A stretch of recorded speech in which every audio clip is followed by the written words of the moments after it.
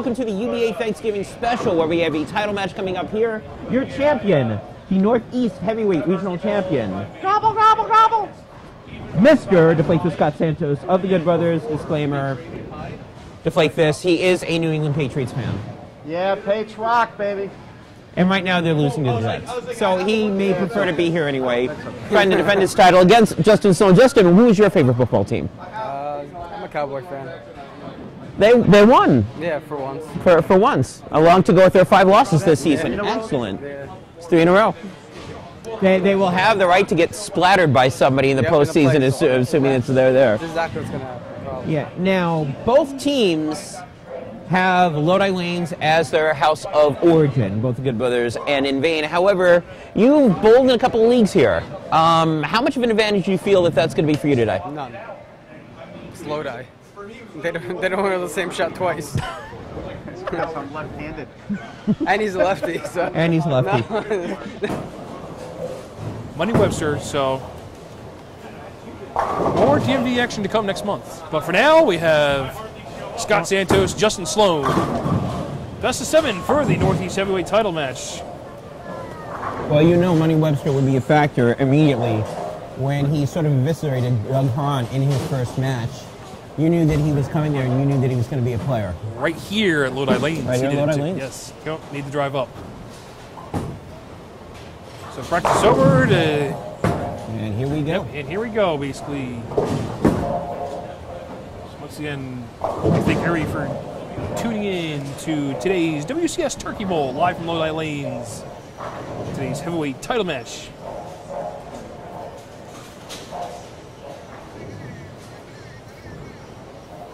And Scott Santos to start things off. And he gets a light 10 to go for strike number 1 of the day. Lodi Lanes is known for being very high scoring if they put out their traditional pattern. I expect this to be a strike fest. I do not expect this to be a grind at all. I think every single game in this match will be at least 210, 220 or better. Yeah, I would agree with you on that. I mean, you're here more often than I am, and I've seen scores through the roof here. You know, occasionally as Justin Sloan, he comes back, he responds to the first frame strike thrown by Scott Santos. So, well, last month here you had the number 1 contenders match between Justin Sloan and Alex Pearl. Yes. And it was a strike fest. Justin happened to find he got a little bit better carry than Alex Pearl did, but the scores were high, and that's what they're going to be. This could clearly be if you leave a 10-pin early in the game, you're not going to be able to recover. Yeah, no, you're right. I mean, we thought that last time with Sloan and Prell, and we could see the same today. Sloan, start with the first 2. He does. Justin Sloan, long time coming for him. First title match on the WCS circuit, and he comes out with the first 2 to start game number 1.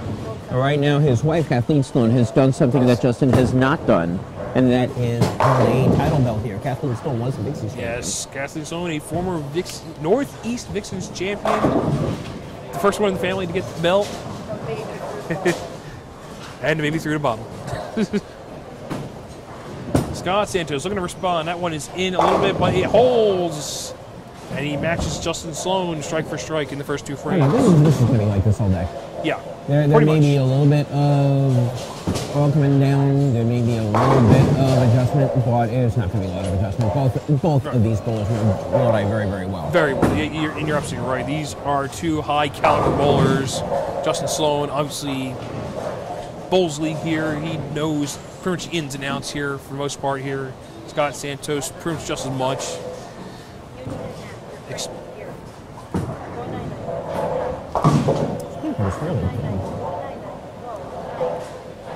Scott looking for the first 3. That one's going to hold a little bit. It does. A little more direct this time for Scott Santos compared to the first shot he threw on that lane. Both bowlers have been using different angles early on. On lane 28, Justin Sloan bowled a little bit outside. Lane 27, a little bit more direct. And it looks like Scott Santos is doing the exact same thing as well. Yes, pretty much. Yeah, Scott Santos. I mean, his game is pretty, I wouldn't say basic, but it's pretty simple. You know, he doesn't do much with the ball, but he gets the job done. So, Justin Sloan, that one's going to hurry. Light 7, and there's our first leave of the day. looked like, yeah, Justin pretty much knew. He's like, No, that ball did not go where he wanted No. to. That was almost immediate that he didn't like the shot that he looked out well, there. it looked like the ball came off his hand just a hair early, and it showed down lane. So, the first spare attempt of the match. And Justin on the 7th pin should take care of it.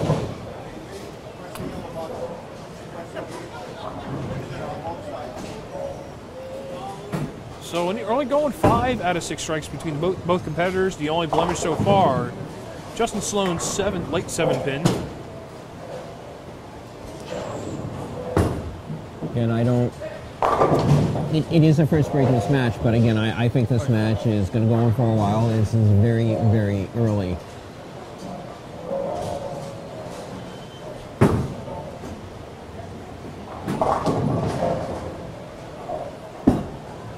Looks like it was better off his hand, and it showed. Well, much better shot, and again, that was much more direct. That was very much the shot that he threw in the second frame on that. He's shaking his head going, why the heck did I do that? And In the third, exactly right. Yeah, he knows, and he's gonna have to hope Scott, stumbles even the slightest here. well, I was going to say, the other thing that he already knows is that he's already seen Scott is locked in on both lanes right now.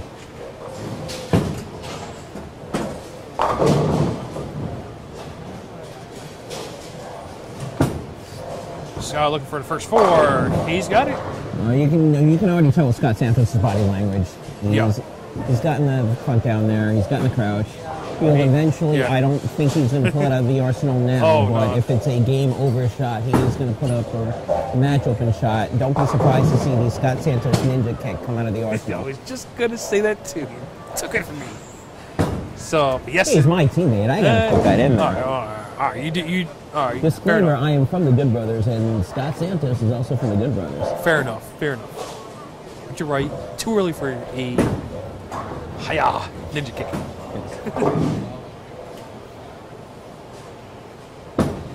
That one's going to hold a bit high. Oh, he gets the 6 out.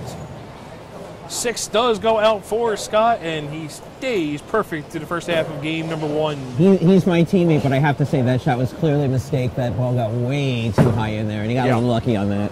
Yeah. The shot before that looked like he got in, but he held flush. And even in the first shot, a little light. So Scott knows he got away with one, and he's going to have to just take advantage. Justin looking to respond. Much better shot this time by the challenger on that right lane, lane 28. Well, he threw the ball out. Yeah. He got the ball all the way out there. I mean, it's clear that both bowlers have gotten their lines for themselves, and now it's just a matter of execution for game 1. Pretty much. And Justin is hoping that there's enough carry down at the end of the game to throw Scott just enough.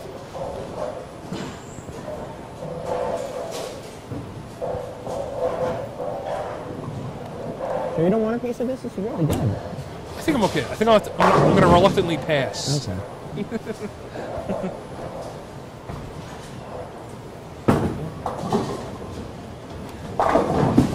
Justin Sloan, that way, another one quick off his hand, and he leaves the 10. I actually thought that ball came in with a little bit of a different angle of entry on that shot. That ball was not as thrown out on 27 as it was on 28. He also didn't make it as direct as he thrown it over there. You're absolutely right. But that, from back here, it looked like the same shot he threw on that third frame where he may have just gotten it off his hand a little, once again, just a hair too soon. And the ball just did not pick up soon enough. But he does take care of the spare, so while he does stay clean, right now he's up against a buzzsaw right now at the moment. Well, you cannot, and I say this, and I almost say this in every Scott Santos match, you cannot give him that much of a margin. You can't. Not at all. You've seen Scott Santos come back from 20-30 down. He's almost unbeatable when he's 20-30 up. Yeah. He's 20-30 down. He is on your heels. When he's down 3 games, he's on your heels. Scott Santos with the lead. That one's in again, and this time he does not hold. And just as soon as we said he's got something, he now leaves 4-7-10. Well, no, that's also a mistake, and he knows that the one good thing about this for Santos is that because Justin left the 10th pin in the 6th frame, he's got a little bit of margin of error. That being said, you don't want to do that. Scott on the 4-7-10. He gets 2. He leaves the 10 pin, and that will be our first open frame of the match. However, Scott Santos still with a lead here after 6. The lead has shrunk to 7 pins. Yeah, I mean, that shot you really would have, I'm sure Scott would have liked to have back. If there's a strike there, then he's got a 40-pin lead. Instead, he's only up 7. Now, all of a sudden, 7 frames got to look like he needs a strike, and this is on a lane that he barely got the carry on last time out. Much better shot, though. No. Oh, no. He compensated on that one. Well, yeah, you're absolutely right. That one was definitely the furthest, to the left I've seen him so far in this game, and the ball just did not tip up. So Scott, with a strong start in the first half of this game, 5. Now I see some early struggles in the second half of game number 1, and it opens the door for Justin Sloan to take the lead here. So Scott on the 3-pin. Tournament holders, keep in I mind. don't want to do that. That was uncharacteristic. Start on whatever number I'm your almost dumbfounded. says to start on. And an uncharacteristic open frame by the champion. I mean, that's something you usually don't miss there. And just comes back with a great shot. He leaves the ring in 10. Oh, he's there and he knows it. And Scott Santos, back-to-back opens, is going to get away with almost a very minimal penalty here, assuming that Justin makes this, and assuming that Justin strikes. The difference is only going to be 3 pins. Yeah, I mean, we thought this would be fireworks, and we've seen our share of surprises already. So Justin does cover the 10 pin once again, and all of a sudden, in a matter of a frame and a half, it is now a 3-pin game in favor of Justin Sloan.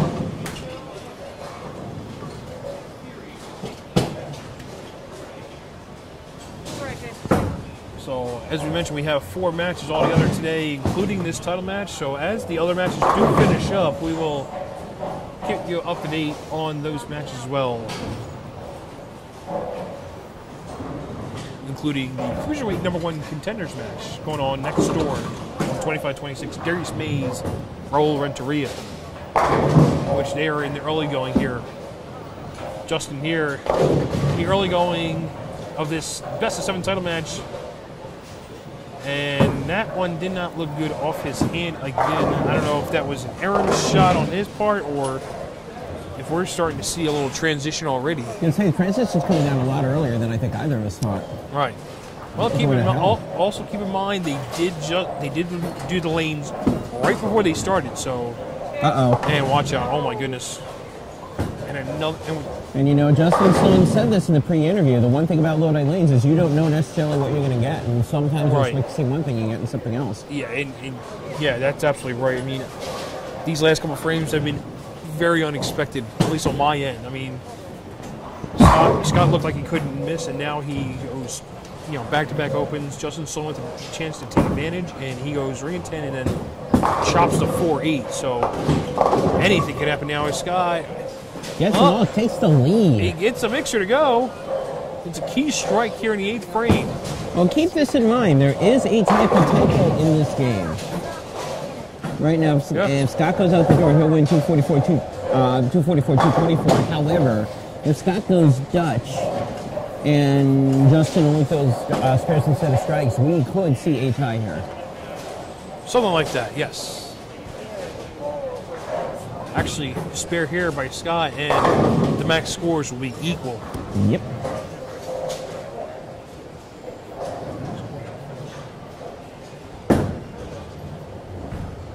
So this is a key shot here, foundation frame first. The champion, 10-pin, stands up. That is a huge 10-pin for Justin Sloan because now Scott Santos cannot shut him out of the match. If they both go out the door, it's a 224-224 tie. Yes.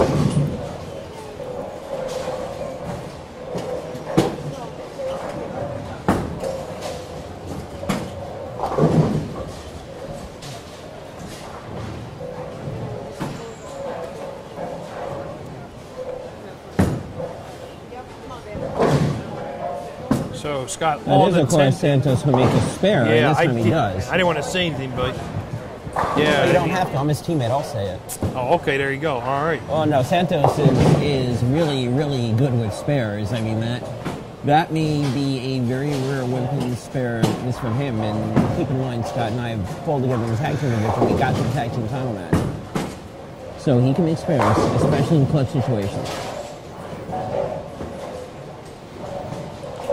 Big shot here for the challenger. That's got to get off. Oh, Justin off. The 10 goes out. And there is the first of the traditional Justin Sloan slaps. We will be seeing a bunch of those and later on in this match. The Justin Sloan slapathon has begun. So here's the situation. If Justin Sloan hits the first one, then Scott Santos has got to match what Justin Sloan does because the deficit is 10. Pretty much. We're supposed to have paper to write scores down or something. Good. We're good? Oh, you got us? Okay.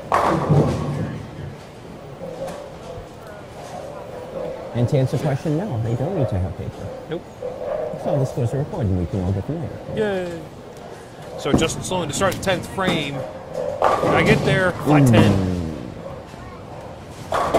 That ball looked good. It was much more direct than the other shot where he laid it out there. However, what that means is that, well, again, it's also going to depend on Mark and Kerry. It's going to depend on Phil. But the best that Justin Sloan right now can do is a 204. And assuming that he gets that, Scott Santos will need a mark to take game one. Pretty much. Justin's got to think, how much is that 4-8 hurting him now? First attempt, and he covers. So count is important here. 9 or strike, and will force Scott to mark in the 10th frame. Actually, even an 8 will force Scott to mark because 9 open will be a tie. So 8 or better.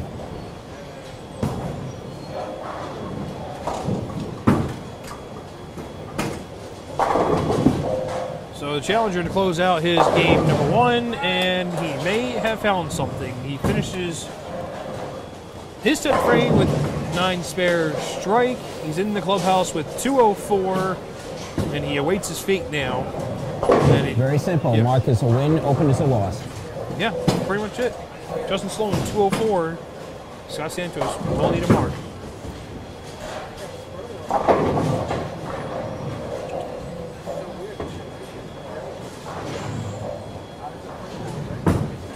Champion looking to take game number 1 here.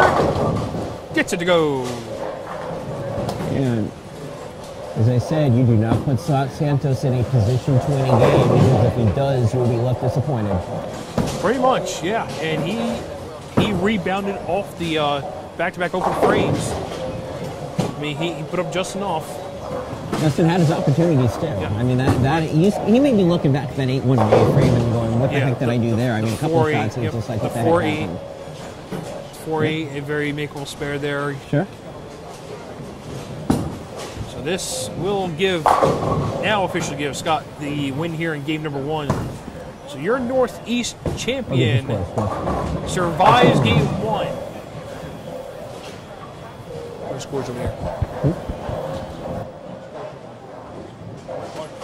I'll go check.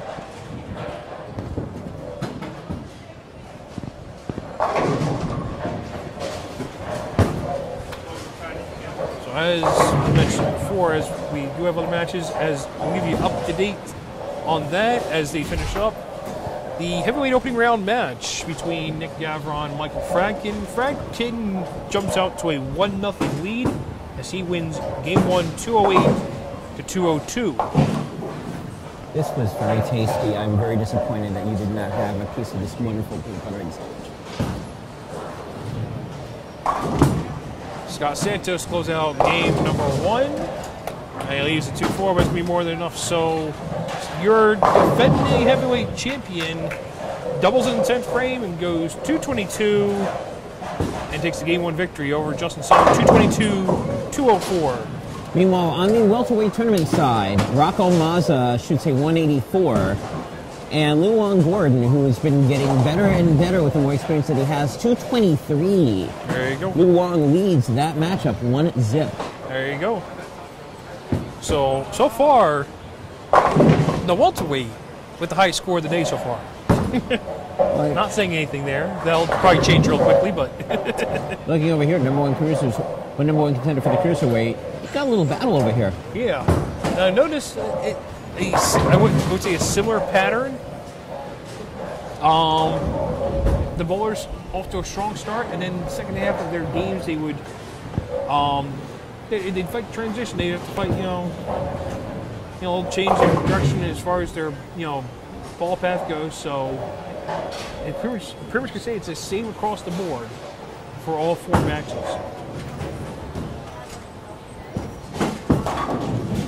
So Justin Sloan to start game number 2. That one a little bit longer down lane, but he does get the strike in the first frame to go. Tournament bowlers. By the way, the other match, Mike Fradkin is taking game 1 from Nick Gavrin. Right, 208, 202 final there. Yep. Scratch Eliminator 203. Scratch high game Eric Nix 264.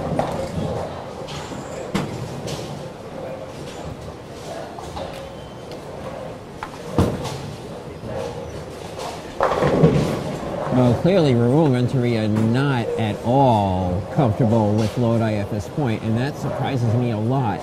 When for Scott Santos. Very uncharacteristic there. I mean, Oliver Renteria, this is basically like home for him, despite his team's home house based out of Holiday Bowl. Center here, starting on game 1. So Scott picked up pretty much where he left off in the 10th frame. He goes 10 back to start game number 2. He's pretty much picking off where he left off on lane 28. Now it's 27 that's going to be the question mark right now. At the end, struggled a little bit, and that's where he left one of his makeable opens. Especially at the end, he put Sloan right into that game and at game 1 because of that.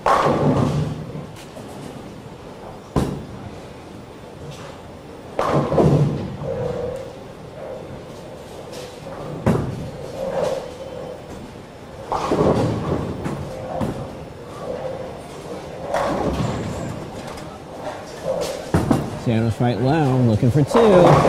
Got it. Keep in mind, Scott Santos opened game 1 with the front 6. He's got a double here to start game 2. Yeah, pretty much. He went strong. He may have regained his look now. And Justin Sloan, who got a light mixer in the first frame. If you're up, you immediately want to put pressure on your opponent on game 2. You want to try to find a hole, especially if you feel that you've got the shot. Going a little wider out, picks up the dry a little sooner, but he leaves the 9-pin. That looked like a very good shot to me.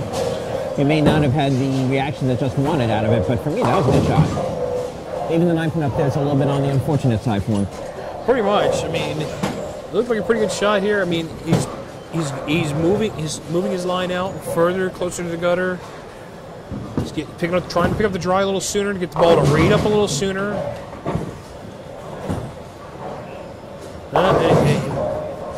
He pretty much did, but fortunately, instead of leaving the 10-pin, he left the 9-pin. He does make the 9-pin. Well, if you're Justin Sloan, you'd rather leave the 9-pin up there because it just means that maybe that was a bad break or a bad pin set. If you're leaving flat stone pins all day, that means that you've got to change your angle. And again, one of the advantages that Scott Santos has with the front 2, and Justin knows, Scott already started with the front 6 game 1. It's a lot of pressure early. I'm sorry, front 5? Front 5, game 1. A lot of pressure early.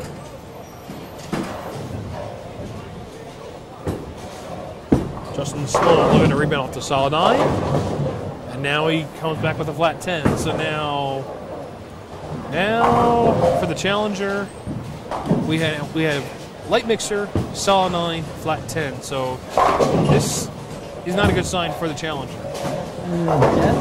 As you know, the Jets took the lead on the Patriots early, and it's Darius Mays taking the lead on Raul Renteria. Yeah, I was just going to say that Justin does cover the 10-pin.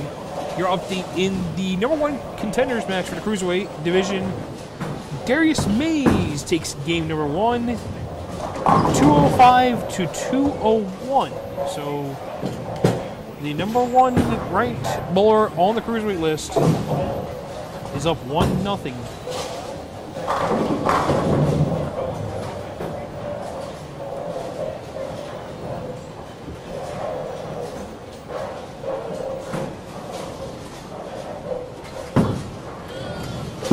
Scott Santos looking for 3 in a row to start the game, and he does.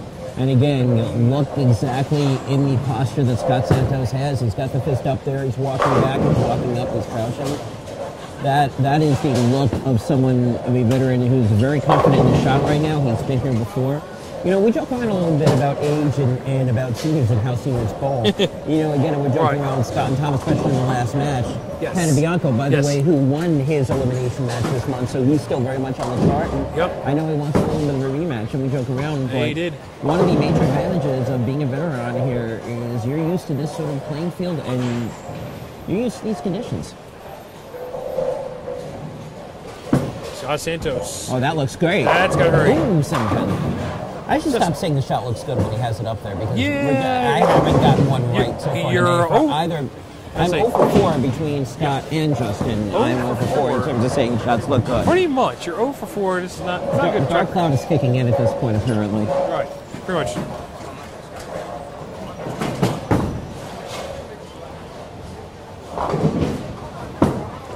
So Scott on the 7-pin. No troubles there at all.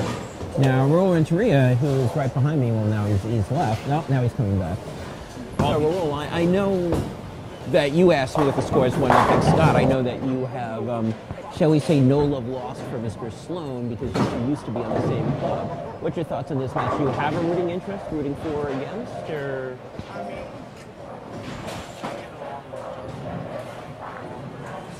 Mm-hmm.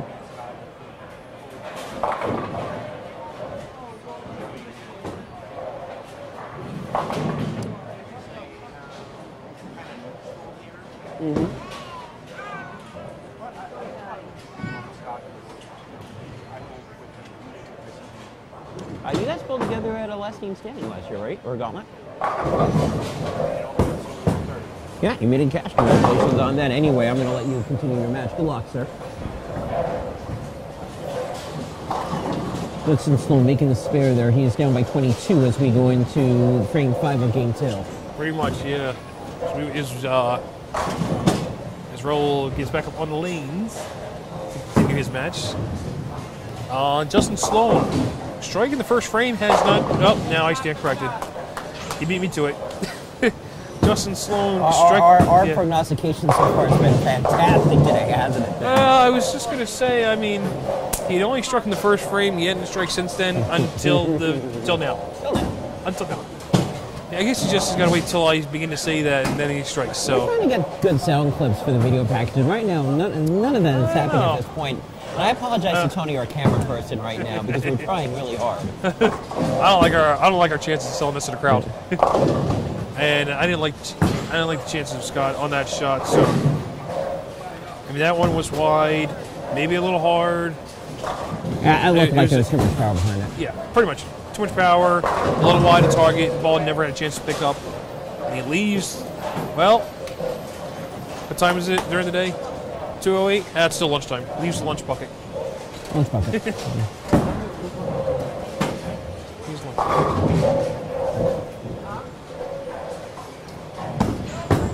So Scott on the 3, 5, 6, 10 gets all 4. Scott knows what time lunch is. He's good. That's right. He certainly does. That's actually Scott's exactly. first. I mean, he makes a spare. However, Justin's on a strike. So right now, we're looking at an 18 game, and right now in game 2.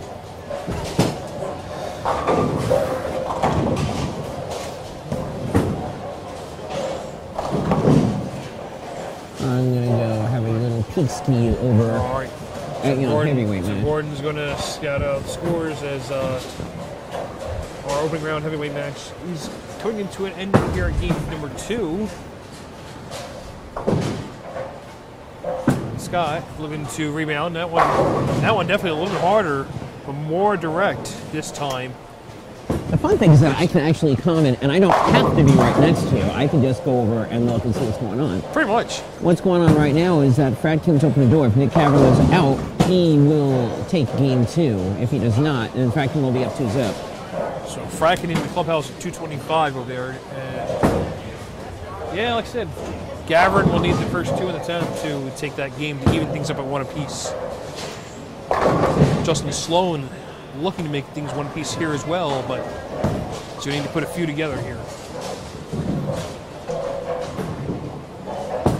Justin working on a strike, looking for 2. A little high again. This time he leaves 3-6-10. And now more troubles coming He's in gonna the have challenger's to, way. Yeah, he's going to have to figure out a different line. The last 2 shots that he threw there went up way high. He was very fortunate that he didn't leave anything on the left-hand side on either shot that he had. And while both bowlers are struggling, you can tell by the angle of entry right now, Scott's got a better look, at least still on lane 27.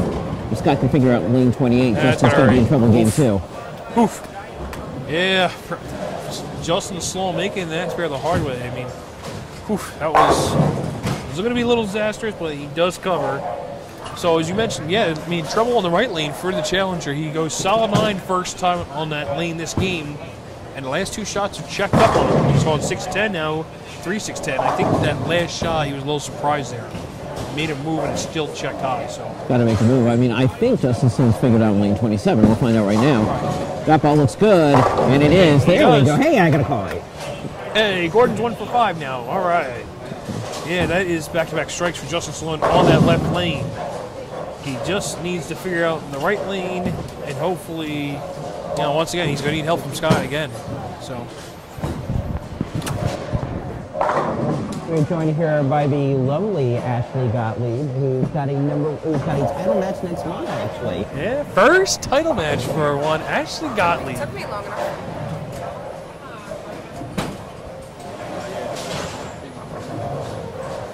Hey, there you have it. Mike Franklin giving us the update. Santos here looking for the double. Does not get it, 7-pin.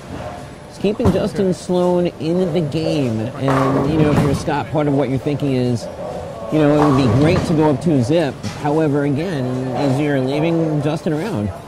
If Justin can figure out lane 28, he can go out the door and steal this one. You're right. And you're going to this match, I mean, we thought this was some high scores, and it's not to be, actually. At least not right now, anyway.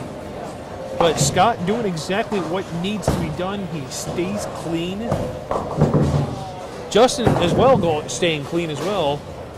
By the way, Raul Renteria has the front 6, and then in the 7th frame, he goes golfing.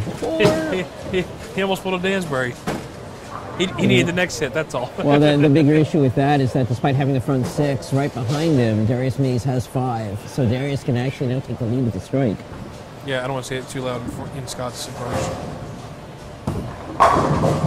Scott Santos right here needs a strike to maintain his lead, and he will get it. Pretty much. Yeah, Raul Renteria with 4, and gets all 6. Oh! Nice spare from Renteria on that shot. Front 6. 4 spare. 4 spare. No, we do not see 4 spare often. 4 spare. Big shot for Sloan over here. If he has any chance of taking game 2, this has pretty much got to be a strike.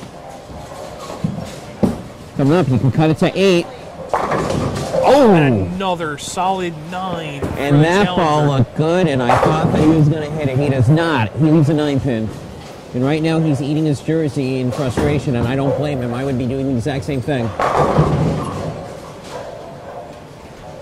I thought Justin Sloan made the correct adjustment there. That looked real good. I mean, that looked like it pushed just enough down lane. I thought it looked good from back here. Obviously, the 9-pin had other ideas. That was a pretty good shot when he needed the most. I mean, that was...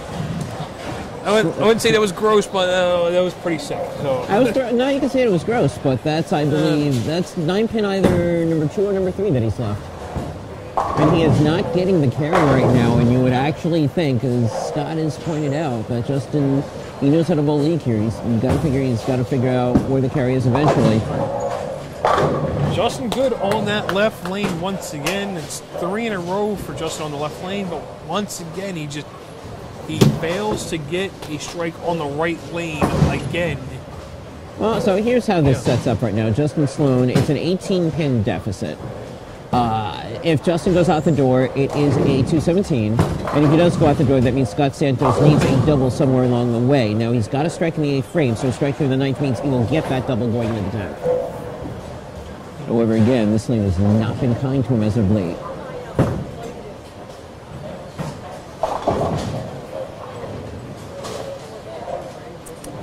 Big shot, foundation frame for the champion. Oh, he made the adjustment on that. back. He slowed it down. That ball had a much better angle of entry. 10 back for the champion. And pretty much any mark here in the 10th frame once again. Mark with good counters to win. Once again, the champion with not too much pressure in the 10th frame. Well, it's pressure's, I was going to say a little pressure's off of him right now because now he doesn't have to throw a double. He just needs to mark.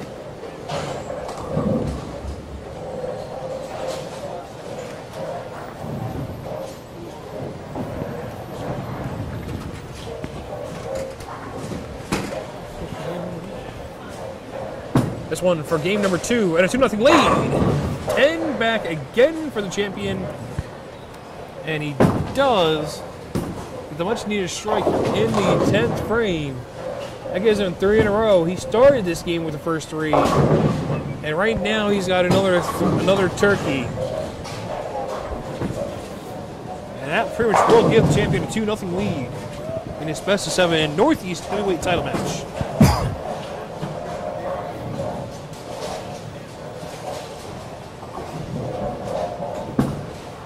Scott, second ball in at 10. Almost a mirror image of the shot he just threw it. Well, he's pretty much has had 27 lots so far this match. His issues have been on lane 28, with the exception of that one blitz on 27. But he figured out lane 28. There's a huge strike in the 9th frame, and right now he's looking at a 5-bagger to close out lane 2. Pretty much, yes. So, by the way, in the welterweight side, remember when Lu Wang shot the 223 game 1? Rafa Massa returns the favor game 2. He wins 243 to 169. We're tied up there at one piece. Yeah, that's a big turnaround for the two bowlers. That is a huge turnaround. That's a pretty good matchup. You know, that's setting up right now. I'm sure Justin Sloan was hoping that that happened 2 balls ago. But yeah, that was just a setup. Pretty much. So, Scott Santos, once again in the clubhouse, with no worries as he's going to win game 2 here. He's going to be up 2-0. And pretty much the opposite of what has happened to him last time match where he went down 3-0. So far, he's looking to do the complete opposite here. He's up 2-0 to start this November title match. Well, it looks like that he finally got more luck than what he had. We'll see whether or not that was a coincidence or if he's starting to figure out what lane 28 is. And he needs to figure it out relatively quickly because right now, as you've said, he's in the hole 2-zip. Pretty much, yeah. And our second 4 count of the day after a strike. So I don't know if that was a test. I don't know if that was just. Oh, no, that's clearly a test. He was clearly testing out his equipment at that point. So we have our second 4 count of the day. 4. And Taria, meanwhile, we're looking over here. It looks like that he just needs good count. He'll tie up his match with Darius Mays on 1 piece. Darius Mays with 235. And I don't know if I'm impressed that he left at 4 or if we're impressed that he went 4 and didn't get any. But nonetheless, that is the end of game number 2. Your current champion takes game 2, 243, 195. Scott Santos now leads 2 games to 0. Yeah, I can overhear Justin talking about making changes in terms of what he's doing. It's good. There's no sense of panic in Justin Sloan yet, and quite honestly, there shouldn't be. No. You know, it's a 2-0 hole, and people can come back from 2-0. However, if I'm Justin Sloan, I do not want to go down 3-0 to Scott Santos. Not at all. No way. Scott Santos has been, and obviously you can get out of a 3-0 hole as Scott Santos did the last match. I'm going to say, and no offense to anybody, but I'm going to say that if you are down 3-0 to Scott Santos, the match is over, because I do not see Scott losing 4 in a row to anybody. Well, not to have that argument with you, but I pretty much almost would have said the same thing with Tom Panbianco. But I'm wrong. Bianco is a fantastic bowler, and if he gets back up there, that's going to be one hell of a rematch. Pretty much. So there is the start of game number 3. Pretty much the start we've seen the first 2 games. Santos right now, he's been lined on 27. With the exception of a little bit of a blip at the end of game 1, and again trying to figure out a couple of shots on lane 28, Scott has had his A game on today. And Justin Sloan may have finally figured something out on the right lane. He didn't throw a strike in that game on the right lane until the 10th frame. Well, now he's got to hope, and this is, you know, this is the trait of a good bowler sometimes, and sometimes it's a trait of a struggling bowler. You need to, now that you think you've figured out mentally what to do on the one lane that you've been struggling with, can you remember from a mental standpoint what to do in the lane that you're still there, and make sure that you're not making that adjustment on that lane where you've already been lined in? Right. And the answer is no. Pretty much you just said it there, Gordon. You understand what I mean by that? And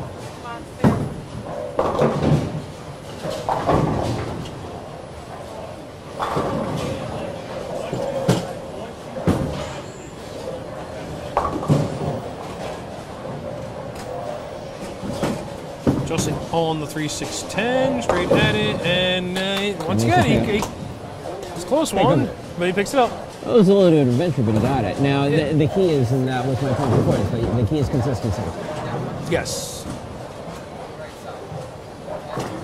So, and that was the one thing that I was, shall I say, inquisitive of, is the fact, okay, fine, you finally figured it out here. Can you mentally switch back over to, okay, this is what it worked, instead of mentally swinging over?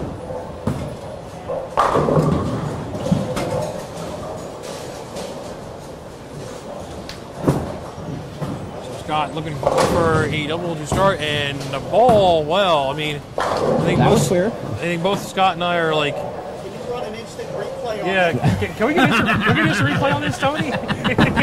Because I'm just as stunned as you are. I mean, I did not expect the 5-6-10 to just go.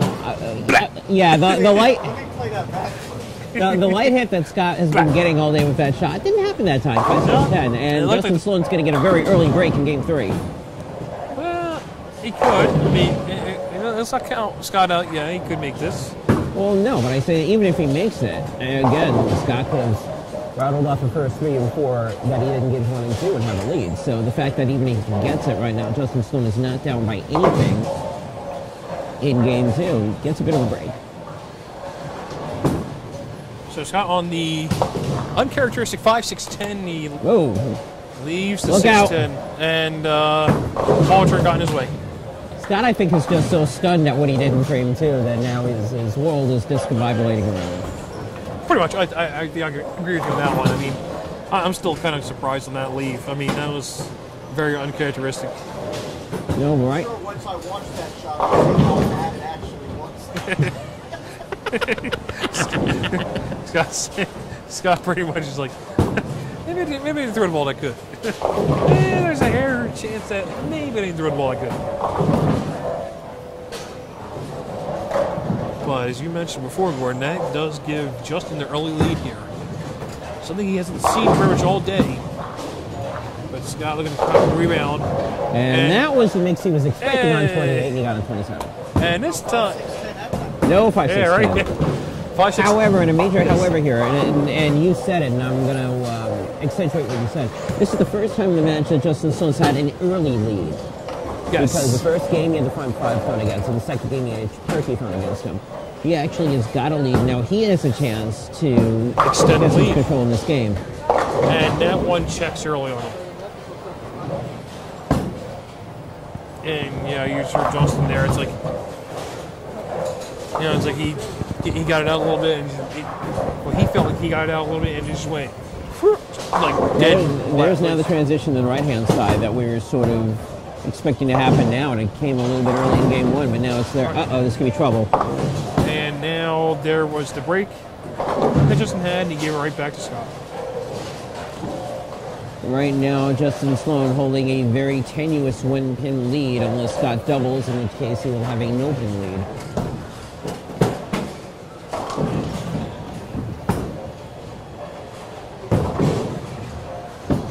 So just looking at rebound. That's got to get up. It does.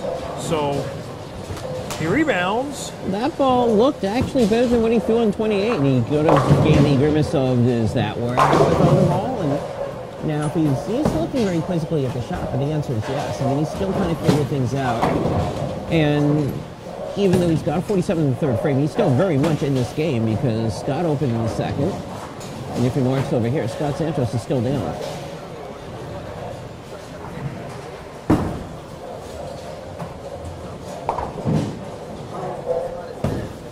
Scott looking for the first double of game 3.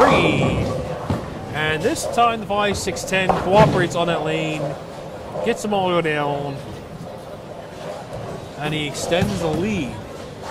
Well, actually, he takes the lead in 9. He can extend it if he strikes in the 5th frame. If he doesn't strike there, then Justin you're right. will take the lead. I'm sorry, you're right. That does give him the lead. So lead's at 9 right now, and yes, the lead can go back to 19 with the strike here. But again, Scott's keeping Justin in this one. If Justin can figure this out, we've got ourselves a mid game here.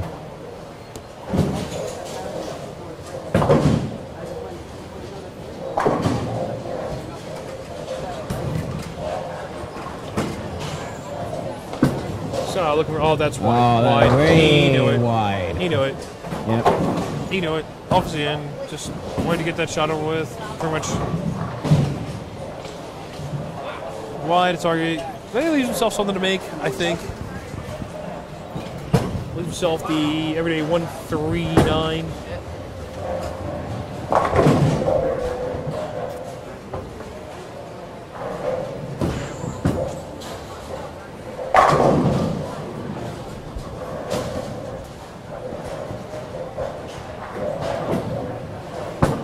So Scott first looks to make it, he does make it. Okay, so Scott does cover the tricky 139.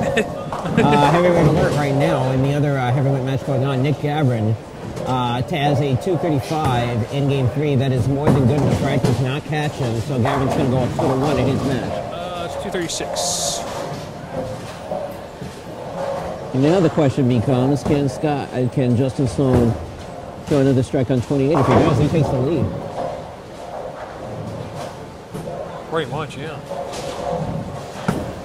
This is to regain the lead. He's moved in off this lane, and it looks pretty good. He made him jump in on the right lane, and it holds this time. It sets up beautifully.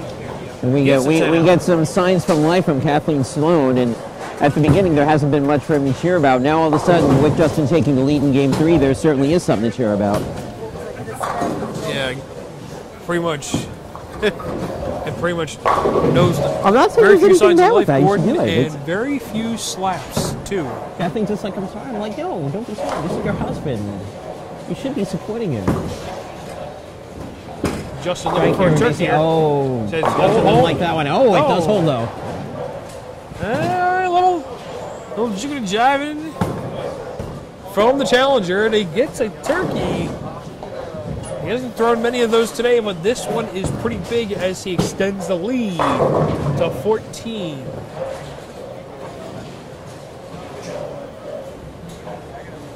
As I said earlier, I did not think this was going to be a quick match at all. And it certainly does not look like it's going in that direction.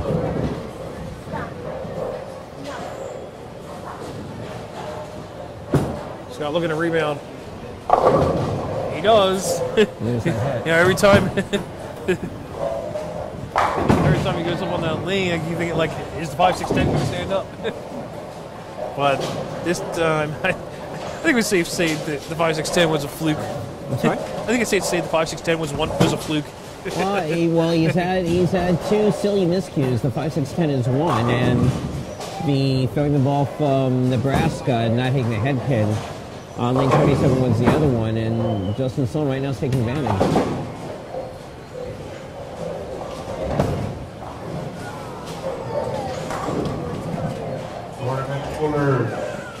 Scott Santos looking for a key double. That's going up. And again, he pitches it out. Steve Girelli, 243. And you got to wonder if the mic got him there. Tom Rantilli, 236. You got to wonder Scratch if eliminator cut, 236. Handicap eliminator cut 220. Well, something is definitely hung up on that side, on the left-hand side of Scott, and if you can't figure out what it is, Justin Sloan's going to get into the win column. The results are up here. at the Pretty table. much, Eventually yeah. we'll see where they're at. Yeah, pretty much. And like I said, something got to Scott again on that lean. I thought it was just a bad shot last time. This time, I think he got distracted up on the approach.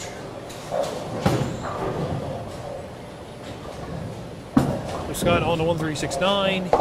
He will cover once again. I can't blame him on the announcement because he was on the approach when the announcement started, but he didn't go into his delivery when the announcement started. The announcement started before he went into the delivery, so yeah, sure, you can make the easy way out, but no, that was just a bad shot.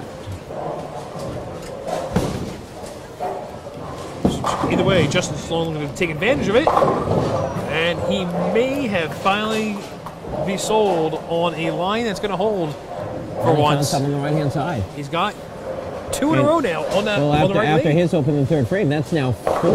Yeah. So Justin going for a 5-bagger here on frame 8. 4-bagger for the challenger. As he extends the lead, he's looking for another one here in the 8th frame. Justin here looking for a 5 in a row. That's got to hurry. And the 10 goes out, but the 7 stands up. Oh, and that could have been a door opening extremely wide for Scott Santos at this point. That would have been. The 10 pin went back up. Yeah, that would have been a huge break for the champ. I mean, right now it is a break. If Justin Sloan makes the strike over here, that's pretty much we'll see a game 4, and Justin gets win number 1. However, now if Scott Santos goes out the door, Justin Sloan's got to find a double somewhere along the way. First, Justin on the 7 pin does cover. So, Justin Sloan staying perfect on single pin spares on the day so far. Gets the spare in the 8th frame. Best that Scott Santos can do is a 223 if my math is correct. And if Justin Sloan just goes Dutch, that's a 216. So yeah, if Scott Santos goes out the door, Justin Sloan's got to get another strike on 28 and 27 again.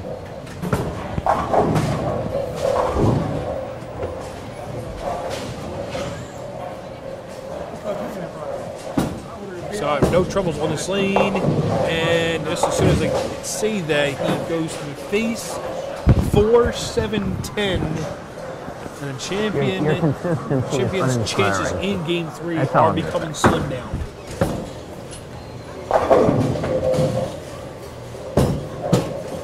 He struck the last 2 times on that lane, but now he's faced with another open frame. That's going to get there. It does not. He misses the 4 pin, only takes the 7, and it is another open frame by the champion. Yeah, that's going to pretty much end Game 3 right there. Speaking of Game 3, on the welterweight side, it is Rocco Mazza. And the reason why I went like that is that Darian Mays just got a strike, and that takes care of Game 3 on the number 1 contender side for cruiserweight. Mays is going to go up 2 games to 1. Right. Also going up 2 games to 1 is going to be Luong Gordon with a 196 with Rocco, who shot a lot less than that. A lot less than that. I'm just going to save it for Chris Hedges, but it's in the 140 range.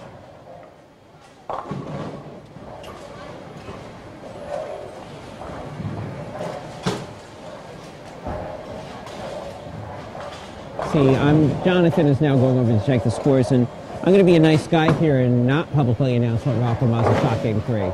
I was being a really nice human being. Scott Santos with the spare in the 9th frame. The best that he can use is 188. Justin Sloan right now can use the alligator roller at this point and be higher than 188. Did you see Rocco's nice little score? Yes, 158. I was trying to be nice and not when you didn't say that, announce it. Justin, hold on, was it? Justin does get 10 go out once again. So when you didn't say the score, I figured like, oh, 120, 130. Okay, it wasn't that bad. Oh, okay, all right. I mean, he's at 150, and these are welterweights, so. That's true. I'm still trying to be nice. Yes, I hear you.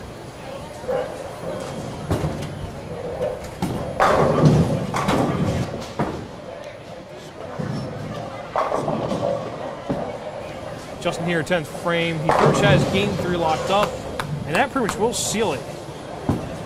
Justin Sloan is now on the board.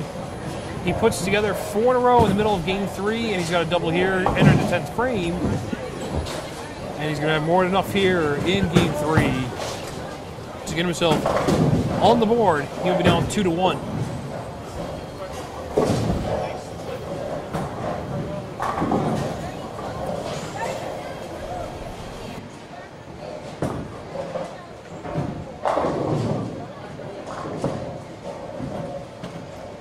And Scott Santos right now is going to be doing an area check here in the 10th frame. He put out almost a whole different arsenal of bowling balls for him to throw. While John checking up on the cruiserweights right now, everything is at 2-1 in one way direction. There's going to be no sweeps today, at least not on this score set. No, not at all. I mean, the other 3 matches. Can you just shoot it? The other three matches went 1-1 for the first 2. This is going to be 2-1, so no sweeps today. So Justin Sloan on whatever pin he just left, I would give it to him. I don't know what pin he left, but sure enough. He left a 7 pin, which he didn't care about because he was throwing a strike ball. Okay, so all right, so we'll give him 224 there. 224 sounds fantastic. 224 because that was nowhere near the 7 pin. Okay. Well, he did make a good point. He's got game 3 in the bag. Yes. So, champion must look to rebound here in game 4. And this is going to be an area check for Scott. He'd certainly like that one. That ball looked good. Lane 28. Keep in mind, 27 for most of the game he was pretty good on. However, once it broke down for him in 5th, 7th, and 9th frames, Justin Sloan was able to take advantage of it. Responded with a 4-bagger in the middle of game 3 and stayed clean. Yeah, the 4-bagger was key. I mean, yeah, he stayed clean after the open frame and the 3rd frame, so that was definitely key for Justin Sloan to win game 3 here. Meanwhile, Justin's still not 100% happy with what he's doing. He's a little bit happier now. He's finally got a game in. Right. And he's got a game in the bag now. He's going to see at least 5 games today, so I'm sure he would like to see 6 at least. I was going to say, he's definitely going to want to see 6. If he only sees 5, that means he's not winning.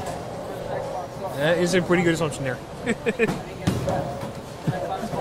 Justin Sloan goes saying, hey, at least I'm getting swept. That's good. That's a good start. Oh, yeah, There you check go. the boxes. He checked the box, so I was going to say, I don't think anybody here thought that you were getting swept. Except maybe you. So there you have it. Well, that is true. Justin says 2 really good bowlers bowling. You never know. There you have it. And it is Lodi. However, Justin Sloan gets in the win column. He does not get swept. At the end of game 3, Justin Sloan 225, Scott Santos 177. Scott Santos still leads the match, but it is now 2 games to 1. 224. And you got to think if you're Justin Sloan, that is a must-win game. That he has to take game 3. You do not want to be down 3-0 to. Yeah, you start. You do not want to be down 3-0 to Scott Santos. So that's a must-win. No, that was definitely a key game for Justin to win there. As you mentioned before, whether you're bowling Scott, whether you're bowling, I don't care who, it's just hard to come back from 3-0, period.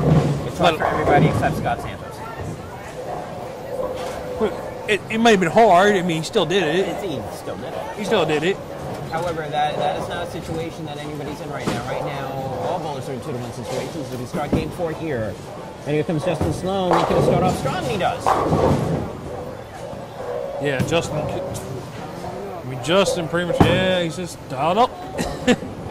Pretty much. I mean, you figure with every game Justin bowls at this point, he's getting more dialed in, more dialed in.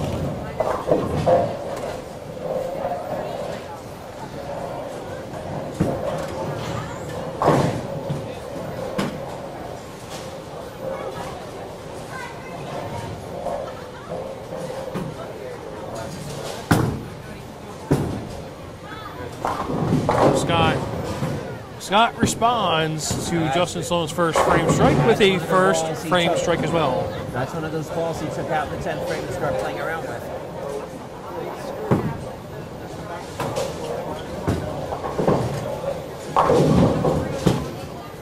And he's going to use it again on lane 27.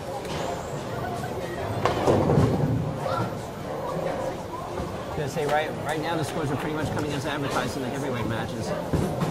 Oh, 220s sure. are over to win, 222, 243, 224. Those have been your winning scores. Pretty much, yeah.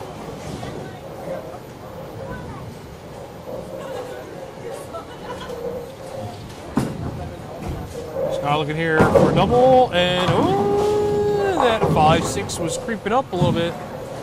That ball didn't get out of the oil, but Scott's swinging his arm, and he's looking at that, and I think he's thinking he made a bad shot. Yeah, that was not a good shot there by the champion.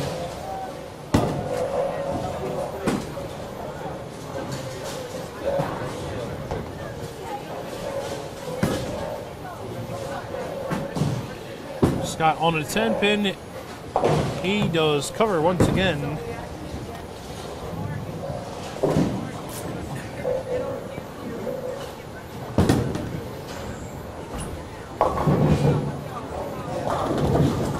And Raul Monteria has once again gone golfing. He went for front 5 and 4. Except the difference between this match and the other one is that 4 cost him a game, and this time he still has enough of a lead. all right now. We have more 4 counts to the face than Justin Sloan slapped so far. And there is a key double by the challenger. And that time, Raul does not make that 4 count. No, it's not that enjoyable, but thank you. He went. I was getting a back massage. Let's say, and Raul. It's okay, thank you. I appreciate the back massage. Raul went. That last one went front 6, 4 count. This time he went front 5, 4 count. So maybe he needs to throw a spare. Maybe he needs to throw a spare first frame and then not go 4 count. But that was. I don't know. Anyway. Justin Sloan, first 2, looking for 3. It's going to get back. Hey, the 7 goes out. Well, this time Justin Sloan's getting the light hit, and these are the hits he was not getting earlier. Now they're going down. They are going down now, yeah. You said it. Adjustment. This is Pretty what much. it's about. Yes, pretty much.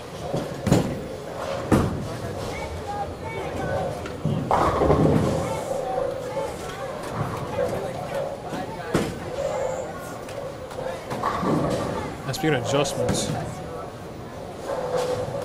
Scott looking for adjustment. Well, not here.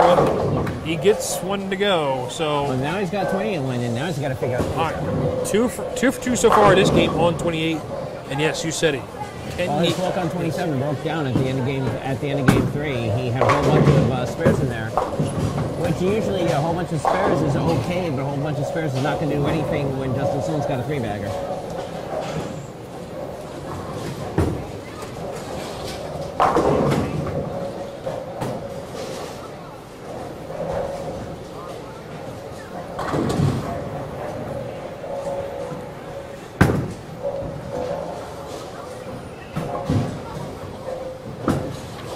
Scott looking for the first double of this game. 10 pin does not cooperate this time. He definitely looked better. Definitely looked better than the other one. However, the same 10 pin's not cooperating. And he got the 10 pin to wiggle that time, but it did not go down. And well, the other difference is that he's taken a direct route on lane 27 for the first 2 games, and now he's relying on light carry. He needs to go back to the direct route. The question just becomes, what is the direct route? yeah, what is the direct route? And I mean, it sounds easier said than done, but maybe that direct route's not there now, and he looks like he's gone with a ball change recently. And right now, the ball change is good on the right lane, just the left lane, he can't get the 10 out so far. So it's going to be another adjustment for the champion to try and get the 10 out. But at the same time, he is staying clean. Handicap eliminator winner, Matthew Rodriguez, 265. Scratch eliminator winner, Eric Nix, 232. Handicap high game, Matthew Rodriguez, 265. Scratch high game, tie, Fernando Handog, Matthew Rodriguez, 247. Cut after 3, 711. Leader, 747. I think it's safe for you to talk now. Oh, okay. All right. Cool. Nice. So after that, Justin Sloan, there's another magnificent shot. He's got the first 4 to start game 4. Well, now it looks like he's lined up on both lanes. And he's now lined up on both lanes now, yes.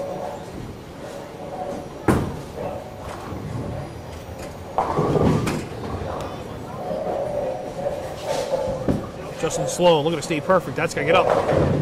And Wow. this time the 10 stands up. You know, we were talking about poses before, and Justin Sloan with the full delivery, full post out, it sure looked like that. He was pretty sure that that was going to be a strike. Pretty much. Again, it's all about confidence.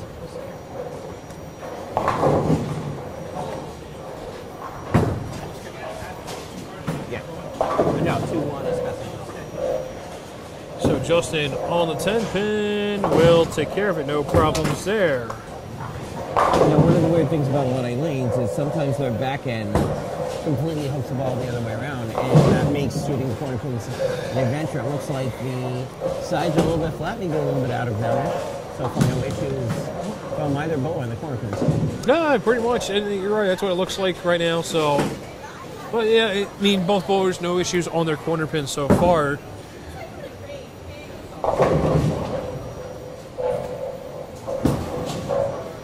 Scott.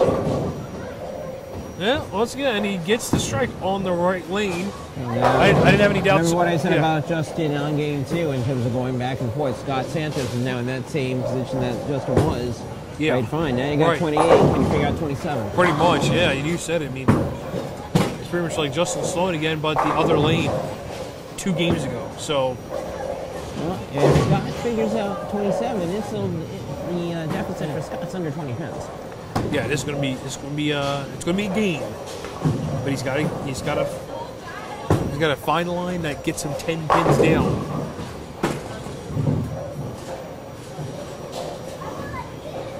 Key shot here, halfway through game 4.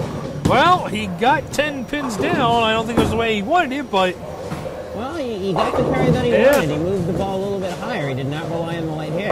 well, Now, obviously, he can't rely on that shot either, so he's got to figure something out. No, not at all. I mean, I think he made a small move and he checked just a little early. Gets a very fortunate break. Gets the 6 to go out. So, I'm going to go and give you some recaps momentarily after the shot. and Justin, that's wide.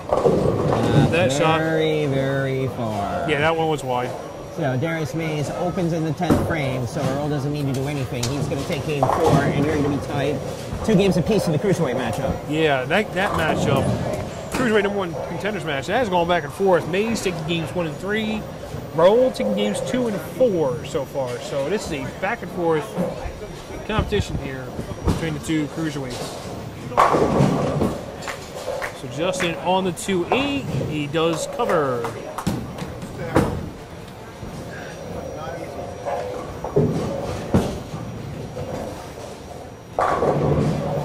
So we are 6 frames through game number 4, and Sloan, who started out with front 4, his lead has shrunk to 7 pins now. And Scott has managed to stay clean. He's put together a double in the 6th frame.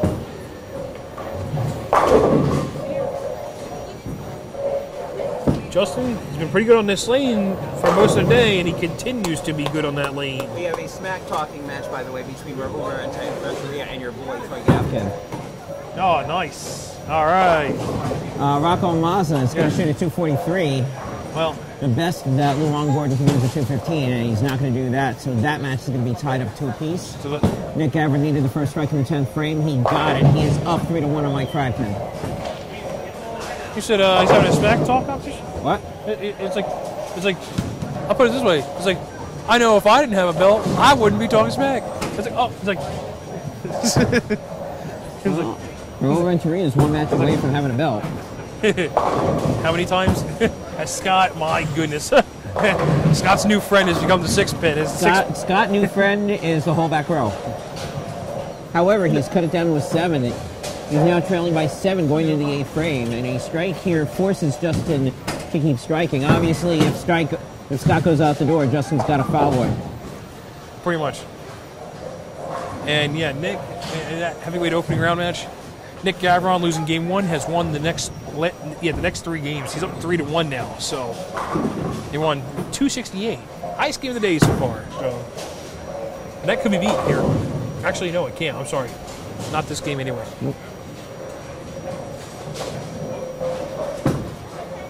Scott looking for 4 in a row. That's the wrong 4. Yeah, it wasn't a great shot, and he knew it, and he's screaming at the pins, and that is a big break for Justin Sloan going to the 8th frame. Huge break. Because now all of a sudden the pressure of him continuing to have to strike goes away. I will get home safely. 29. Justin still has to mark. Oh, I'm sorry. Justin still has to mark, but there's a big difference between needing to mark and needing to go off the door.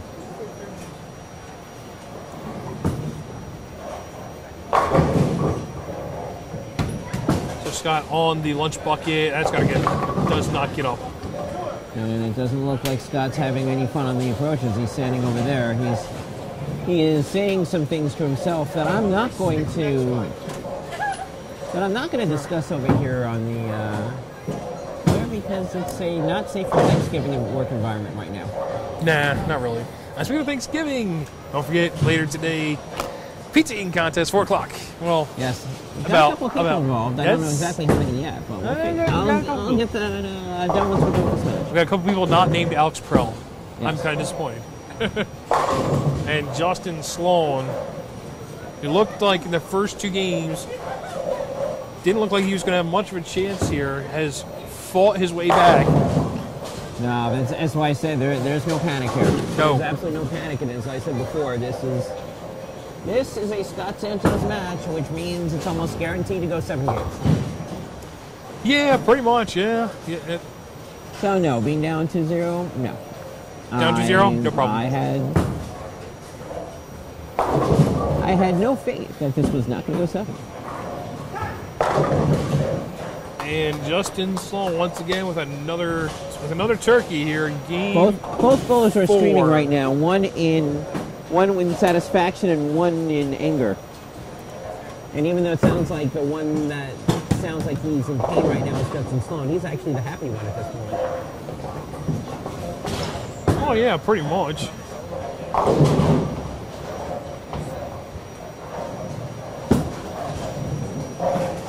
Scott, well, I mean, his friend decided, no, okay. His friends are not, now his friends want to wave high. Pretty much, yeah, I mean, although I will say this, I think even if Scott did strike 8 and 9, I'm not sure if it would have mattered, because, I mean, Justin Sloan has missed, since the back-to-back spares 5th, 6th frame, so. Well, there's a big difference between having pressure to throw strikes and bowling pressure free. Of course. There's a big difference. If you're going to give someone the ability to throw pressure free, then chances are they're going to fill the box up on you. Right, 10th frame, here we go. I mean, Scott Santos, pretty much, his lead's gone, basically. His 2-game lead is gone. He's going to go out for 212. While Justin Sloan, he starts out with the first 4, and he's looking at 267 if he goes out the door. So pretty much we're going to see a 2-2 match here, and it'll be a best of 3 for the title now. The best of 3 now for 3 of the 4 matches. The only match that can definitely be put away in Game 5 is the other heavyweight match between Nick Gavin and Mike Kraken. And right now it looks like Gavin's got the early lead in Game 5 there as well.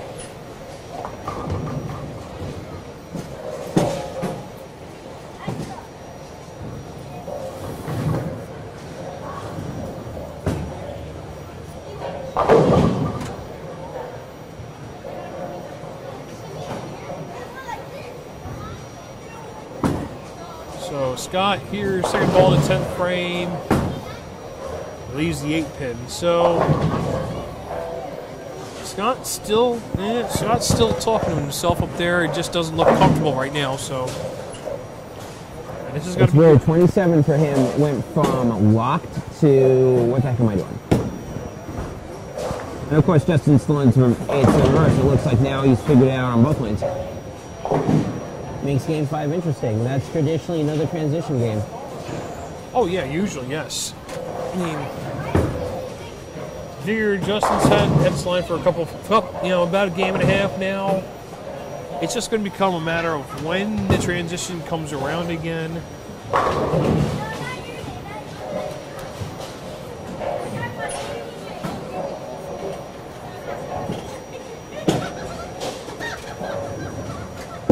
So Justin pretty much Well, wow.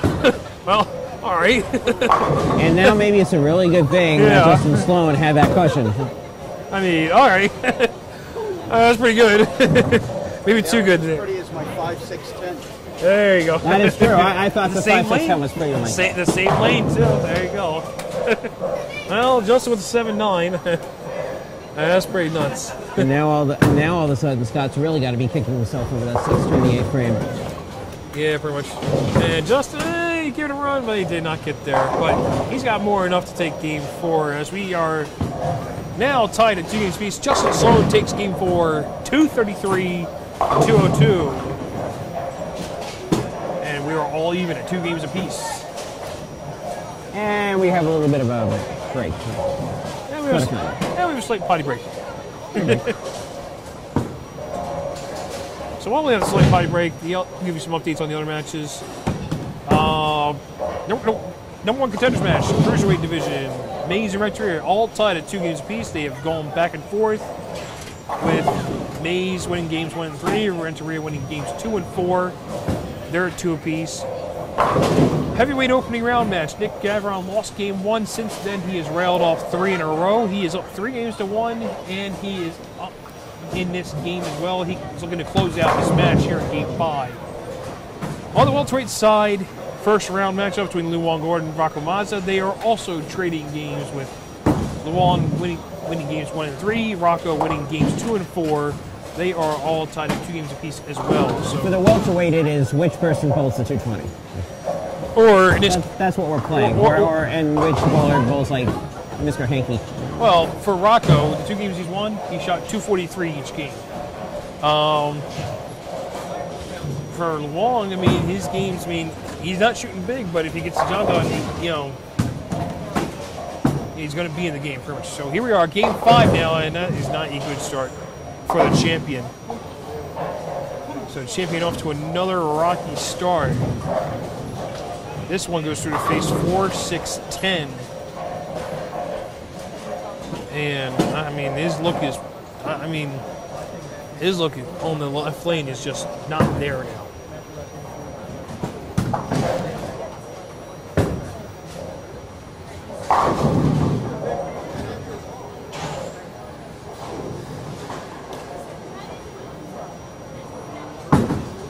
So Scott is going to take the 6-10, the 4 stands, and it is a first frame, open frame by the champion. Well, I think that is the first time in this match that either bowler is opening the first frame. So now Justin Sloan with a huge opportunity to get a little bit of ground in game 5. Yeah, this is a good opportunity right here, except Justin goes through the face as well, but he leaves himself something to make. Leaves the 6-10. In the words of Fiddler on the Roof, transition. Yes, that is a musical joke. If you don't understand it, can't help you. If you do understand it, I'm sorry for making the joke. Pretty much. So Justin on the 6-10 will cover. So first frame Justin out to an early 11-pin advantage.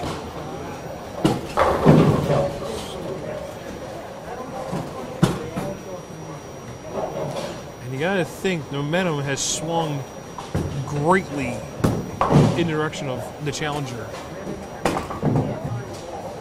It's a huge turnaround since the opening of this match, pretty much. There's transition. How many times is it going to go the other way? And Justin's not happy with that shot. Gets away with it, leaves the 2-8. Well, yeah, you just Kathleen says, and she's right, very out of trouble.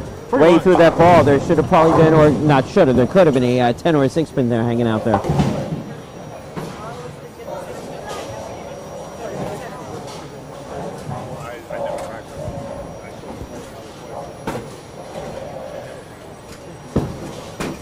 So Justin on the 2-8 does cover. So pair of 8 spares for the challenger. Start game number 5. He has a 9-pin advantage. Scott Santos opened up with the 4-6-10. And maybe a little more transition for the challenger right now. champion needs to get back on the strike train here. The straight train's been working for him. You know, sometimes you wonder, well, why did I move from my shot? Did I adjust maybe too early? Perhaps.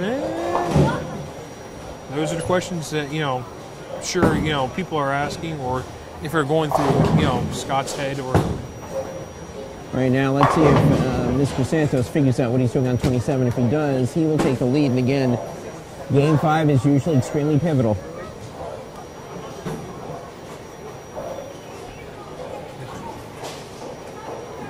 Scott looking for an early double here.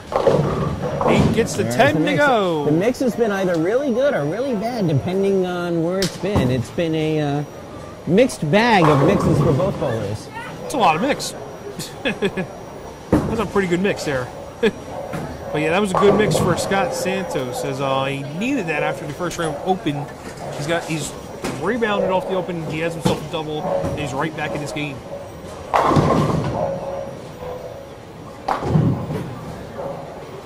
So Justin Sloan looking for his first strike of Game 5, and that was pretty good. All 10 back, and he is going to try and keep up here with Scott now. Well, I mean, here's your two underlying patterns. Question number one is, can Justin throw the same shot consistently? Because as we saw already, if he eats that ball too far outside, that's going to be problems. And can Scott Santos refigure out what he did in Games 1 and 2? If his team will be in good shape. If not, then this could be a grind Game 5 here. Oh, pretty much, yeah. I mean, this pretty much could be a grind Game 5, but right now, I mean, Scott with a double so far. He looks like he could be lined in. Justin does make the right adjustment for this lane for a double for himself.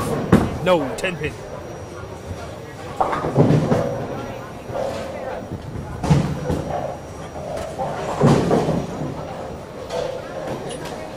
So it was a better. And it's all over on the other heavyweight match. Nick Avron is going to defeat Mike Fracken in 5 games. He's going to win 4-1. There you have it. Justin does cover the 10 pin. So it's a better adjustment that time by the challenger, but however the 10 pins still stood up there. Well, that shot, that Sloan shot, that last ball looked really, really good.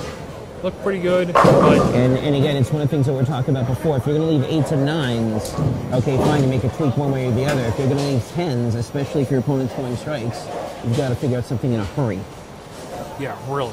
Yes, absolutely. Right now, the way the scores are going, I mean, you know, Ford to throw a couple spares in there.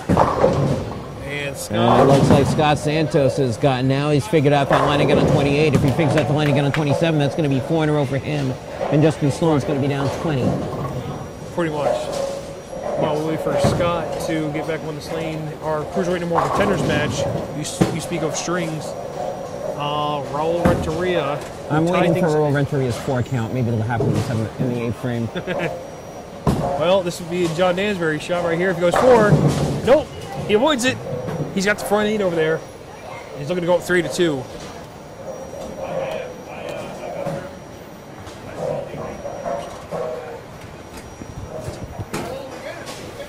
So Scott working on 3 in a row. That's going to get back. That's going to hurry. Oh, he gets the carry. What a break by the champion. That, I mean, even Scott's sort of disgusted at the carry for a little bit, and he's still looking at the lane like, how did that go down? I think if Scott was in a position to apologize to Justin Sloan and say, I'll redo that shot, he probably would have. But that's not in the rules. Yeah, that is not in the rules. He already has game, man.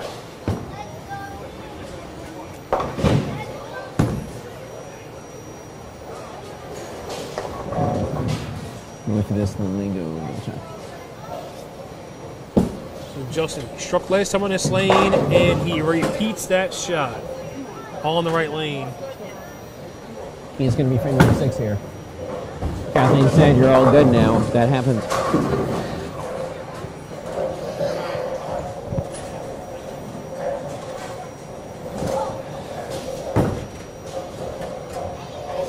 And yeah, now that's official now. So Nick Gavin, after losing game 1, wins 4 in a row to close out his first heavyweight match on the WCS circuit. So he wins this game 5, 228-178. Nick Gavin with a 4-1 victory today. Justin Sloan. Oh, looks late, and he's going to pay for it. 2-8. So now... But we're talking about can Justin throw consistent shots. He's been all over the place on 27 this game. I think Justin Sloan is now surprised with that shot. First, see, second frame, this lane, 2-8. He makes an adjustment. Fourth frame, goes ring and 10. That time, I think he wanted to get the ball a little more angled, and the ball looked like it just went too far down lane. And he's a little surprised at that. So, well, the story of the match has been consistency. Can you throw shots consistently? And the reason why Scott Santos right now is potentially could be up by 40 pins in this game is that he's been able to figure it out. Pretty much, yeah. I don't think... Because this game is not remotely close to being over yet. No, not at all. There's still plenty of game left. We're only in the...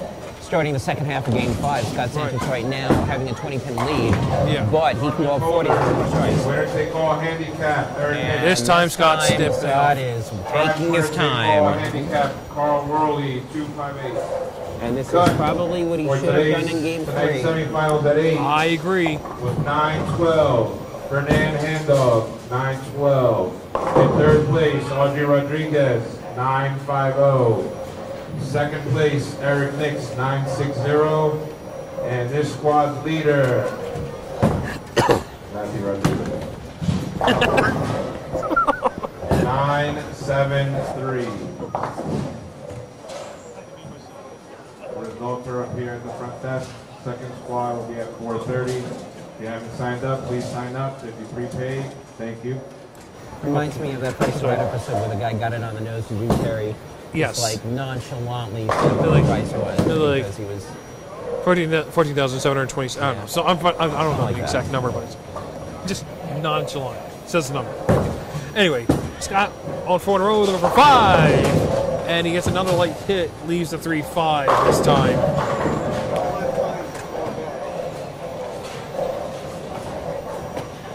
Oh, that was not a good shot. That ball came in late. No. I was going to say, that was almost the exact same ball that he left his buddies the 5-6-10 on earlier on this match. Yes. I was just going to say that. Yes.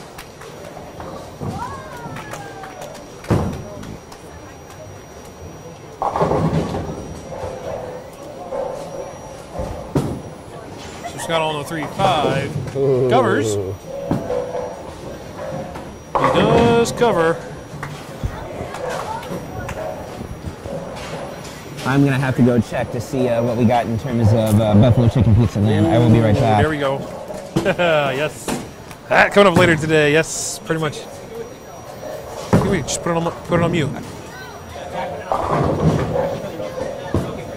Okay.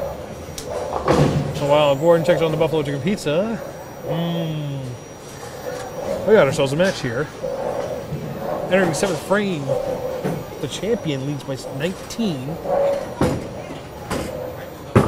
And, oh my goodness, are you kidding me? He gets the 3-5 in the 6th frame, and he comes back with a 7-9. It could not have come at an absolute worst time here, as unless he makes the 7-9, he is going to give the lead back to Justin Sloan.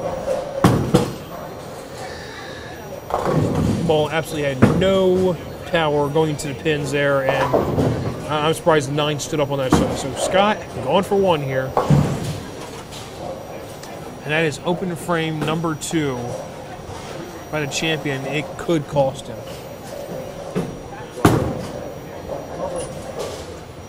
I mean, I think a lot of people here are stunned by the lead here.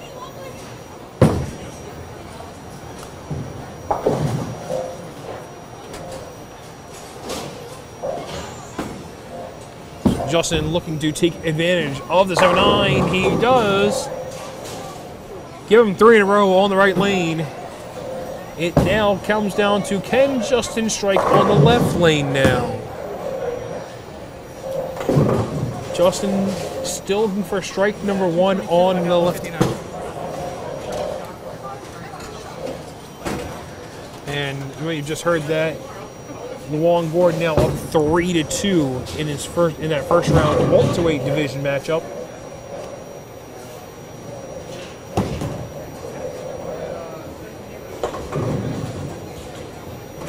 So that Scott looking to be, they're going to game 6 now. So Justin Sloan, does he have it? No, he goes high now. And he leaves the 3-6-10.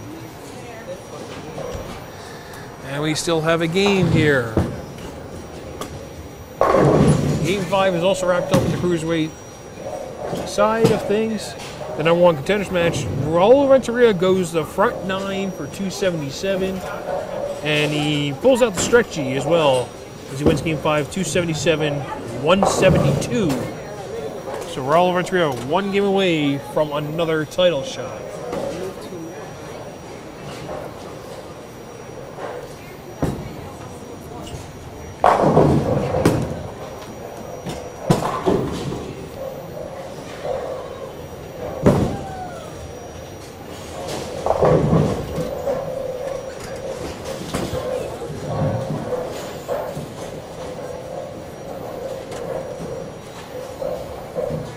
Scott looking to rebound off the open frame, and he does it perfectly. 10 back for the champion.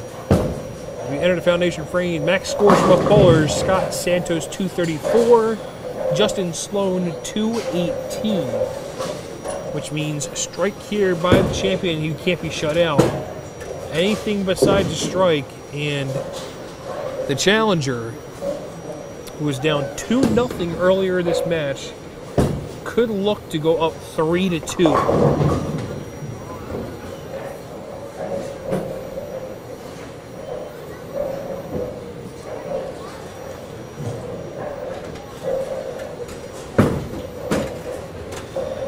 Must strike here for the champion. Foundation frame. 5-6-10 goes out, and Scott, a couple fist pumps, like, oh, like just enough oomph to get them all out. And what a key shot for the champion in the foundation frame. Justin wants any chance here at game 5. He must go out the door.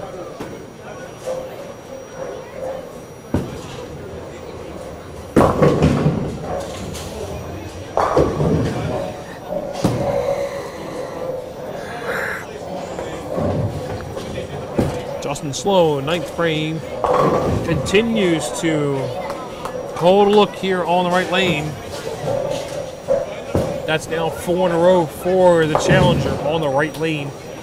However, his problem continues to be the left lane, as he has yet to strike on the left lane this game. And if he wants any shot of this game, he needs 2 here.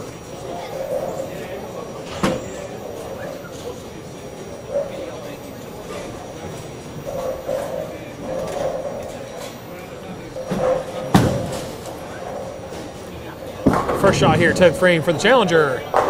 He gets the 10 to go out. That is the first strike for Justin Sloan on the left lane here in game 5. And it is a big shot, as with another strike here, he could force the champion to get the first hit in the 10th. Right now, champion will need a mark.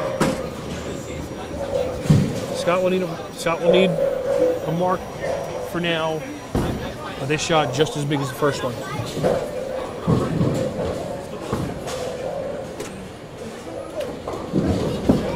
Justin looking for 2 here in the 10th frame. 10 back, and what a huge shot. Let me rephrase that, huge 2 shots by the challenger.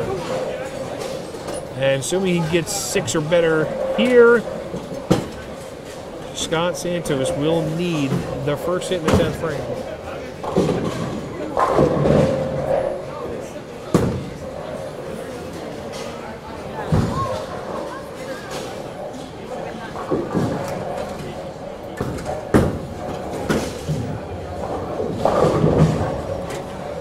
So Justin closes out game number 5. He does it with 3 in a row.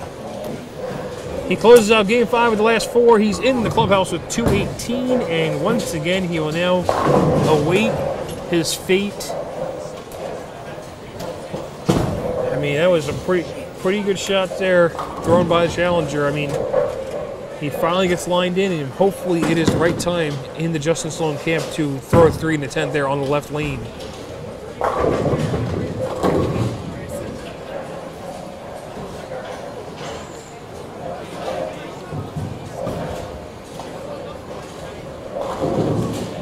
this one to take 3-2 lead. 7-pin goes out, and he gets the strike in the 10th frame.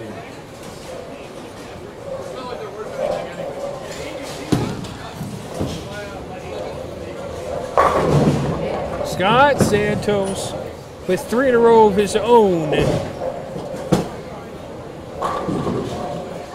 Barring any disastrous count, is going to retake the lead here in the match. What a huge shot by the champion there.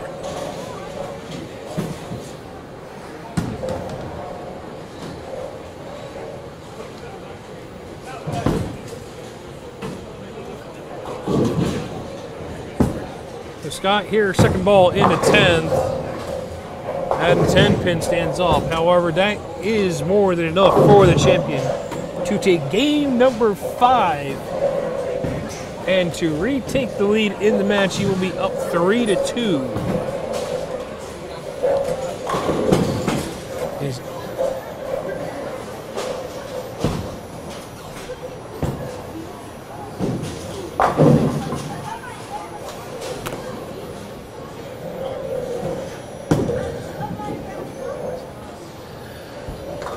Scott on the 10-pin to close out game number 5. He makes the spare, and the champion with the first hit in the 10th frame gives him game 5 and the lead in the match, 3-2.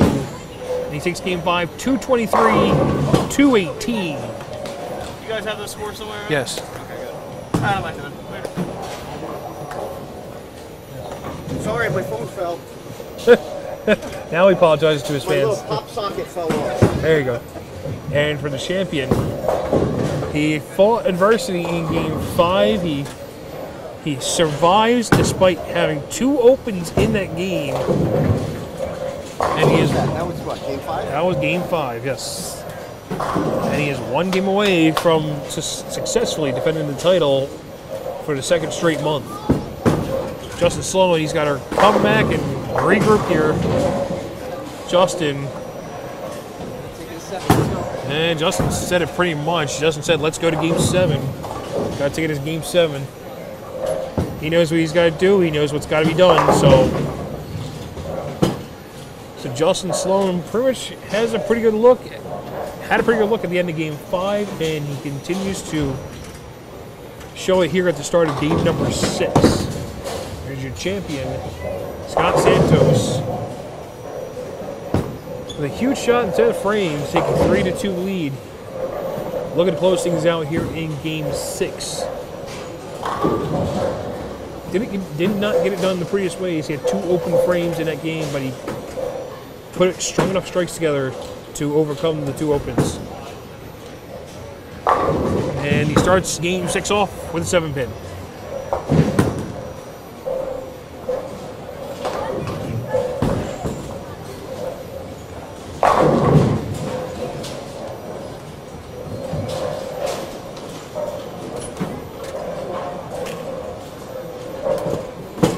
And Scott's phone fell off again.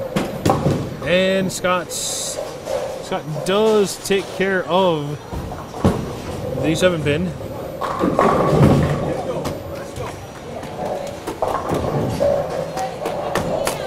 Raul Renteria getting pumped over there. He's got 5 in a row. He's eyeing up another title shot here. As mentioned before, Raul Renteria with 3 title matches so far in his WCS career in the Cruiserweight division.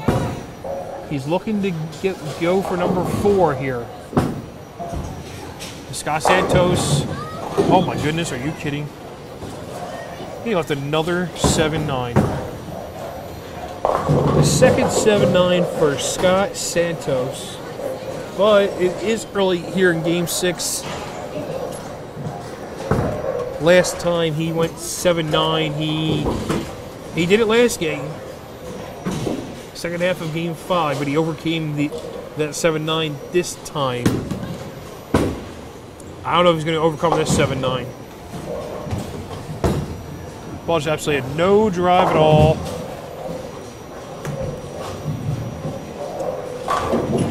And that is first open frame for Scott Santos in game 6.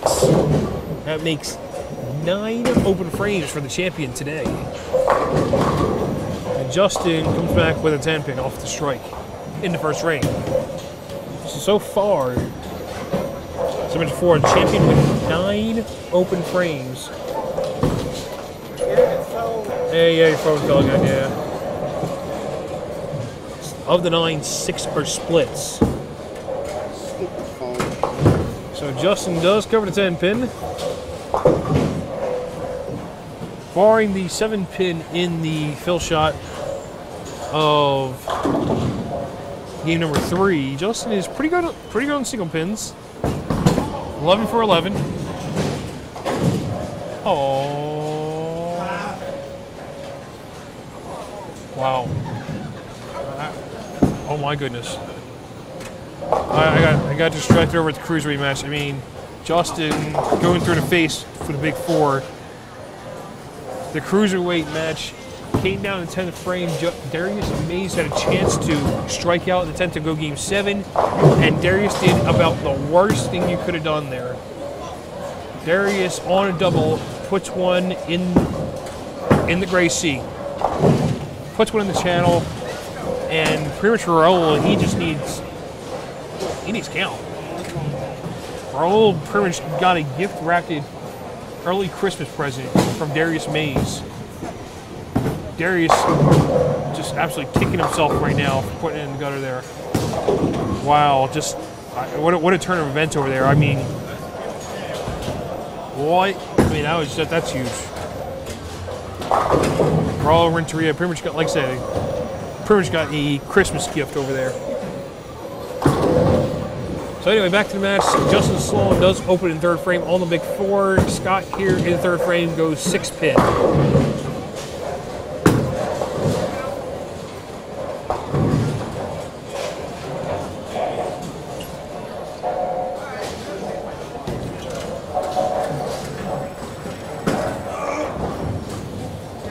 Wow, yeah, Darius Mays just kicking himself now. Like, my goodness, jeez.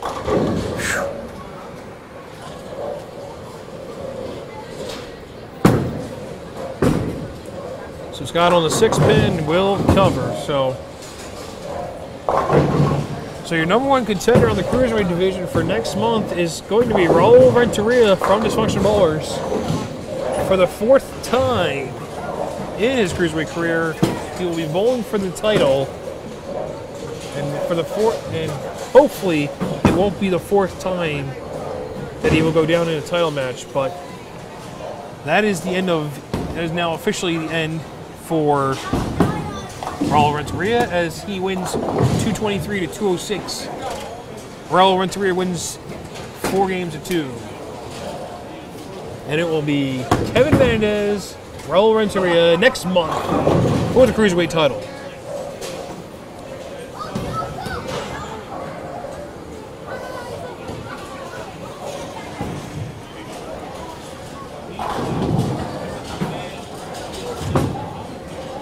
So Scott here, 4th frame.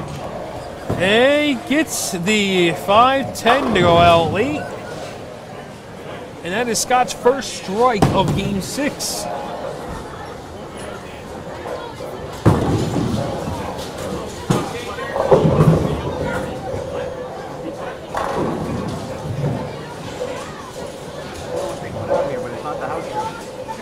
Oh. And Scott saying, hey, this isn't the house shot. So, very interesting. So, Justin, and watch out once again. He goes through the face. 6, 7, 10 now. And unless Justin makes a 6, 7, 10, he's going to be looking at back-to-back open frames. He could. No, he does not. Justin Sloan, after starting off the strike spare, has gone big 4, 6, 7, 10. And Scott currently sits with a 15-pin advantage. He's looking to rebound. Now he leaves a blower 7. Like, oh my goodness, this is just getting ugly now.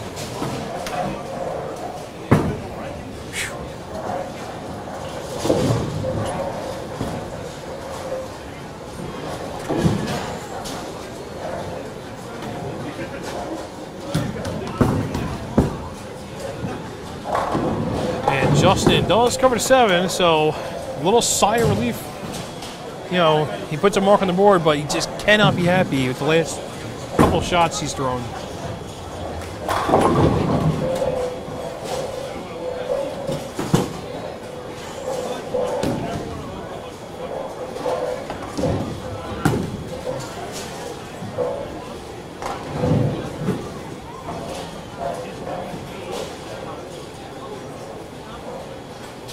So Scott already striking the 4th frame, look for a double, and he comes back with a split.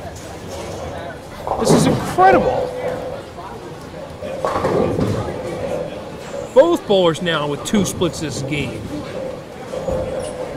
And Scott with a 6-8 now. And his lead, unless he spares here, could shrink.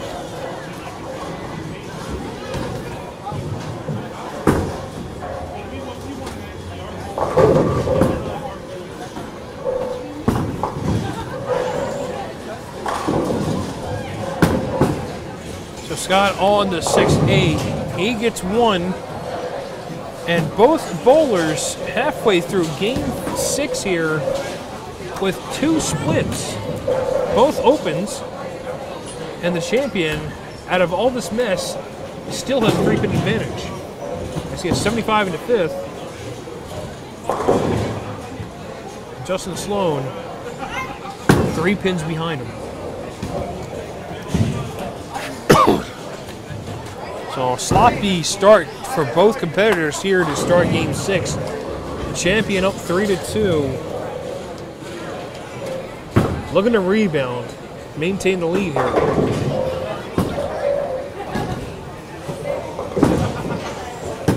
So that one's checking early, and oh my God, are you kidding me? Are you kidding me? Back-to-back 6-8s by the champion, and this could be open frame number 3. I am. Hey there, did I miss anything? It's almost like you've been sitting here. Oh wait, you haven't been sitting here. You know, when I was here, you guys were all striking, and I left, and I get like the Exxon Valdez disaster over here on this pair. Yes. Maybe I like the reverse star cloud. And he this may time make he's that. no, I will not. he does not. I don't know, if I'm Scott Santos and I have an 83rd and 6th frame, and the worst that I can be down is 19 pins, I go, where do I sign? With a slight chance that I may actually have the lead. Well, I mean, after the first 6-8, Scott Santos still had the lead. Well, After the second one, not so much. Let's see how many opens we can have this game. Hey, and a 9 pin. And almost a 7-2. That would have been. I'm amazed. That was almost a 7-9 there. I mean, Scott Santos with an 83rd in the 6th frame. Scott Santos is at worst down by 8 pins. In a game that if he wins, he retains the title. This is a must-win game for Justin Sloan. And it looks like Raul Renteria has won his match 4 games to 2. He most certainly did, yes, sir. Let's see if I can make the 4th time a charm for this spell. Possibly a 4th-time a charm for Raul Renteria. Now, Raul, you have a 223. And congratulations on that for Game 6. This is a heavyweight match right now. Yeah, I mean, neither of them have broken 100 yet. Let me give you a quick preview. Let me see if I can give you. And you got a 4 count twice. Yeah, 4 things. Justin looking for something. So that is. Well, let me quickly go over this. So far, Scott Santos this game he's gone 7 pin, 7-9, 10 pin strike, 6-8, 6-8. Justin Sloan has gone strike, 10 pin, big 4, 6-7, 10, 7 pin, 9 pin strike. And it's still an 8 pin game. And it's still an 8 pin game. Both bowlers combined for 3 strikes through the first 6.5 frames so far. 5 opens. Yeah, pretty much. So 5 opens, 3 strikes through the 6.5. Yeah. So this is good. Same amount of spares as opens this game.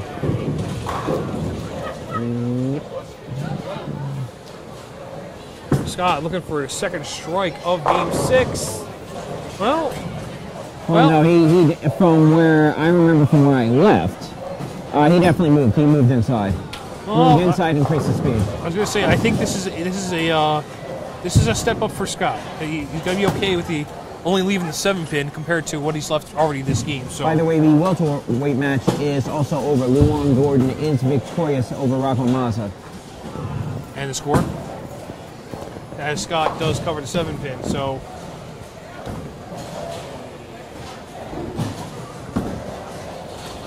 So there you have it. Luan Gordon does survive his first round welterweight match as he wins Game 6, 200-188. He wins his match 4 games to 2. So now all that's left is the match in front of you here, the heavyweight title match. As this has been a pretty good match, a little unusual in certain aspects, but it's definitely been competitive. It's definitely been back and forth. Most certainly that's what we want a match. Indeed. Scott looking to add a strike there, and I'm stunned. I can't believe it. And yeah. And Scott Santos is flashing. Hey, Scott. I cannot believe what I'm seeing here. It would not be a Scott Santos heavyweight title match if he did not go 7. Twice this game. It would not be a Scott Santos heavyweight match if we did not go 7. And once again, we will not. It looks like so far, barring craziness from Justin Sloan, I do not think we'll be disappointed. Ball. And I'll go get a ball return going on.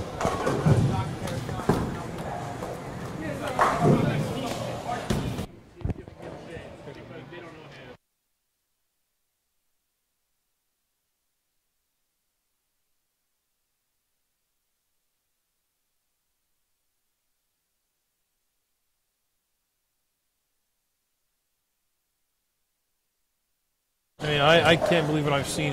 Scott, I think is in more disbelief than me, but my goodness, this is the second 7-9 lead by the champion this game. To go with 2 6-8s earlier this game, and it is just turning into an ugly game at this point. This is an ugly game. Justin's not even back here. That's great help over here. We got matches going on. They're not even in the back. That's beautiful. And we'll be waiting a little bit longer. Yeah, I might be a little bitter. Just a little bit. I'm not even going to go there. So, as we mentioned before, our 3 matches are in the books. Mike Gavron, New Jersey Spartans, wins his match 4 games to 1. Luan Gordon from Dysfunctional won 4 games to 2 over Murder Inc.'s Rocco Mazza, and Raul Renteria won 4 games to 2 over Darius Mays to become the new #1 contender in the Cruiserweight division. So now action is now back in play, and unfortunately, it is open frame number 4 for the champion. And right now, the best he can do is 170. So, right now, as long as Justin Sloan stays clean, actually, if he goes strike spare the rest of the way, he finishes with 171. So, anything can happen, though. Justin looking for a double, and he's got it. So, Justin Sloan increases the lead there. As we enter the foundation frame, 9th frame, the best Justin Sloan can do 211, Scott Santos 170. This has turned into a grind game. This is a huge grind game right here.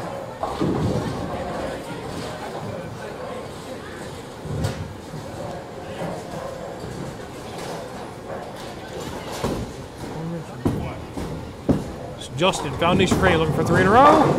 He's got it. Nice. Good shot. Challenger with a turkey in the 9th frame.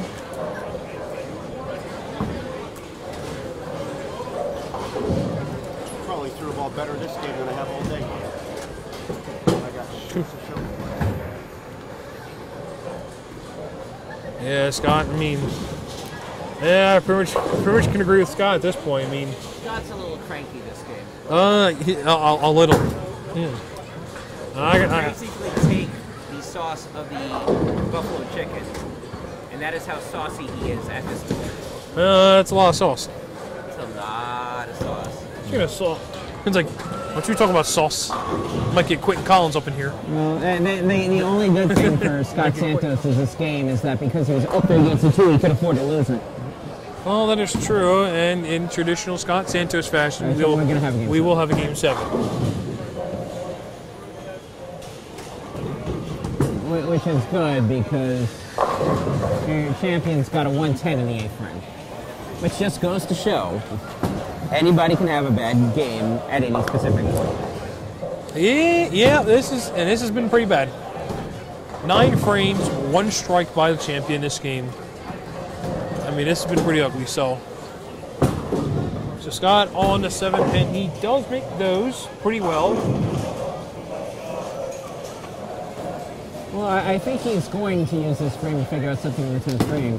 There is a very slight chance that if Scott Santos strikes out and there's a Philadelphia Eagle player, maybe a New England Patriot player that comes bursting through that wall and tackles Justin Sloan while he's delivering the ball and causes him to foul, that this will end in 6. The chances of that happening are not very likely. That's a different ball. That is a different ball. Actually, that's a ball change he made in the last frame. But still, it's a new ball. And pretty much we're going to see game 7. Yeah, Justin Sloan doesn't even need to throw a ball here. We're going to see game 7. And the 7 pin went out. We need a 7 pin. I'll be back. And because unlike this time where it was a pin that was down on the field, this time around I do have to set this one up. We're going 7. Yeah, I was just going to say, in traditional Scott Santos fashion. I'm in the title match. Why would it not go 7? Exactly, right? Scott Santos, despite the 140 game, still in high spirits somehow. Are they reset now? Yes, they are. All on its own, or did I get a break? Oh, wait a minute, that means the same thing. Pretty much. No, we're setting the 7 pin up for you. Hey, why doesn't he stay back there instead of like coming up here? He might be the only pin chaser, and he's got to work both sides, maybe. Oh, both sides? Yeah. I'm guessing. I don't know. Oh, there's the call now. So Scott Santos patiently waits for the 7 pin. It was meant for. It's going to be another. Scott for one more half frame. Yeah, I'm pretty sure the torture's over. Right now he's running the back. Okay. Now he's running the back. So for those that are just joining us, we're in the middle of game 6 here on the Northeast Heavyweight title match. And I like the sound of that because I have him in a survival pool this week, so. But we're in the middle of game number 6 while we're waiting for the 7 pin. Trying to inspire himself right now with a Patriots score. I believe that puts the Patriots up by at least 2-3 scores. I have not followed the game. I've been here the whole time, Gordon. So no, that is the Vikings game.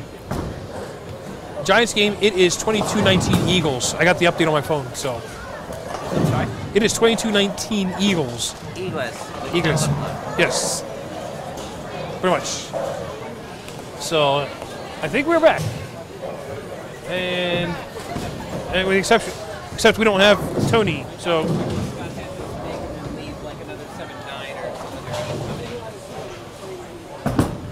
So Scott on the 7 pin does cover. So finally, after that wait, Scott makes the 7 pin.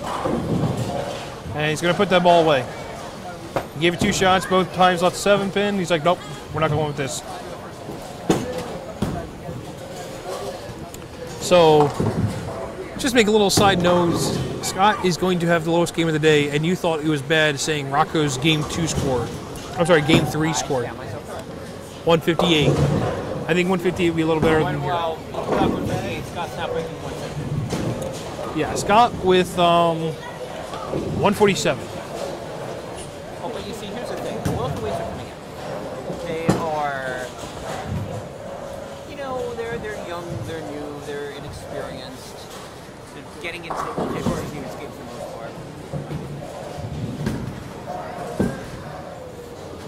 So Justin here, 10 frame. He's got 4 in a row. He's got more than enough here for the game 6 victory. They're young, they're inexperienced. They didn't necessarily want to broadcast something like that on the welterweight side. Heavyweight side, no, we just didn't have that broadcasted. Yeah. Even if it's my opinion. Sorry, teammate. Yeah, pretty much, yeah. Scott knows. Scott pretty much knows. He knows what he's got to do here, game 7. I was going to say, there's a camera fixed on. I mean, I'm sure that he knows his 147 is going to be broadcast to everybody. Yeah, everybody's going to know. And it looks like Justin Sloan is ready for game 7, at least on this shot. And that is a nice looking shot that he's been throwing down there. Yeah. Now, after I said that at game 4, and then he turned around and lost to Scott Santos in game 5. Pretty much. We've seen these bowlers have good looks, and it's like all of a sudden, at the snap of fingers, yeah, it's gone in the snap of fingers. Like, it's kind of amazing here that looks go away that quickly. And there you have it. There's your final game number 6. Justin Sloan does force game 7. So he wins 211 to 147. We're going to game 7. And in traditional Scott Santos belt mode, there's only one match that he's had that has not gone 7, and this will not be one of those matches. Here we go again. Right. Here we go again. And once again, back-to-back months, Scott Santos in a 7-game match.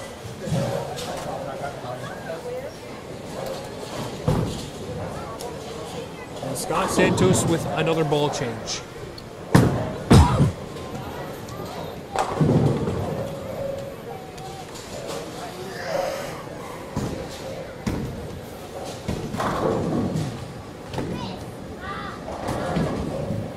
Here we are, game number 7. And Scott starts off with a can opener strike. That ball was pretty. And that ball, yeah, right, that's a new one. That is a new ball, and that may help Scott along the way here in game 7. And Scott Santos using almost every single ball that he's brought with him in his arsenal. Pretty much. So this is it, game 7. The winner here will be your heavyweight champion. Justin Sloan starts game 7 with a strike as well, so the bowlers match each other in the first frame. And as they say, away we go. There's no more pretense here. Winner gets belt, loser drops to the middle of the chart. Pretty much, yes. You said it pretty much, that's it. And we have here's what I'm currently holding honey. Right over here, that's what Scott's called. That's honey. That's mine. That other belt is mine. And Justin. And that ball looks good, and it is. Justin Sloan with the first 2 to start game number 7.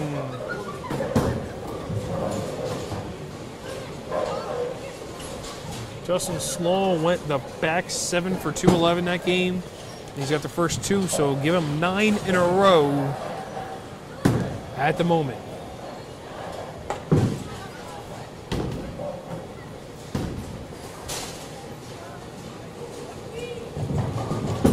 Santos looking to match him. That's got to get back. Does not, and he leaves the 3-6-7. He's facing a potential for open frame here early in game 7. That is huge for Justin Sloan right now because, again, you're looking, Sloan's got a double. Not only does Scott Santos not follow suit, but he's in danger of opening and now being down a quick 20-30 pins. And again, there is no more games after this. This is game 7. This is it. For both bowlers. In their room is El Cheapo. Margin 0. So Scott on the 3-6-7. He takes 2. And that is another early open frame by the champion. And that is, you ready for this? This is at his open frame. Last time Scott Santos was against the wall in game 7, he went out the door. He went out for 299. Obviously, this is not going to happen here. No. That open frame right there, that is open frame number 13 of the day. Wow. For the champion. Scott looking to rebound off that open frame. He does. 10 back for the champion. A much needed strike. Well, the question now becomes, will Justin Sloan let him back in this game? We've seen this already in a Game 7 where you open early, you lose. Again, Scott Santos, 299, and Tom Panic-Bianco opened up early, I believe, in the second frame in that Game 7.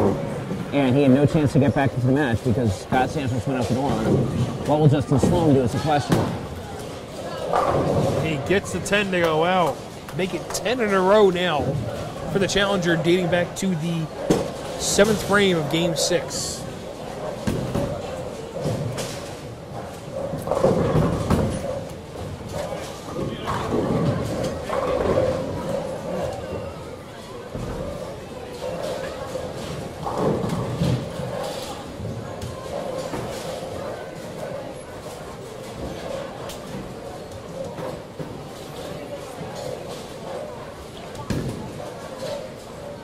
Well, we're gonna balk. Balk. False start.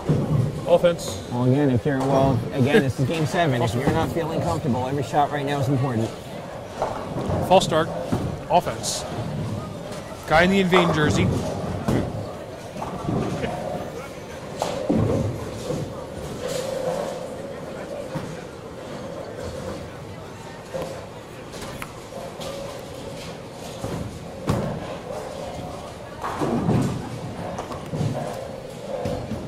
Justin Sloan looking for the first 4 of this game. He's got it. Front 4 of this game, 11 in a row now. If you see where Justin Sloan's shot has been, that has been smooth and that has been refined, and that is easily his best shooting of the day right now. And it's fortunate for him that it's coming in Game 7. Pretty much. I mean, this couldn't have been a better time for Justin Sloan to find something and hold line for pretty much almost a full game now. Scott, that is in. That one's in. Oh, he crosses over. Crosses over for a Brooklyn strike. Pocket doesn't work. Sometimes the cross is there. Hey, sometimes it's Pay there. attention to your pocket. There you go. Pay attention to your pocket. Pay attention to your pocket. Pay attention to your pocket. Even though that's a terrible shot, Scott is going to do that on 27. Again, if he can keep the carry going, he will force Justin to come strikes. Oh yeah, absolutely. I mean, Justin, he's got a 32-pin advantage, but that doesn't mean much if Justin doesn't throw a shot, doesn't throw a strike. It's that 32-pin advantage doesn't mean anything if Justin throws a big 4 in the 5th ring. Pretty much.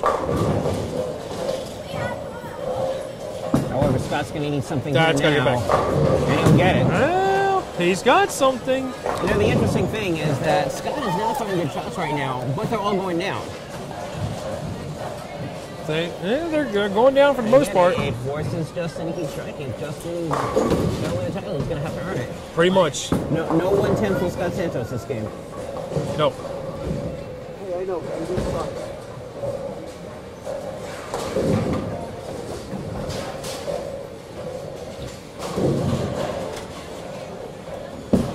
Justin looking for the front 5. Ooh. And he leaves the 10-pin. That was a very good shot, but again now, you're looking now, all of a sudden, it is a 19-pin game. If he misses this, you're under 10. If you miss this and don't throw a strike in the 6th frame, you've just relinquished the lead. Anything can happen here. That's why 32-pin lead is not the big thing on wall.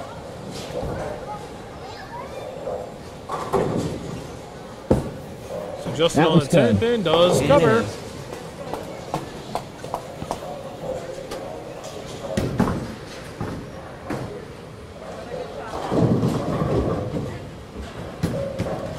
Right now, if both goals go out the door, Justin Sloan with an 11-pin lead. We're looking at 279, 268.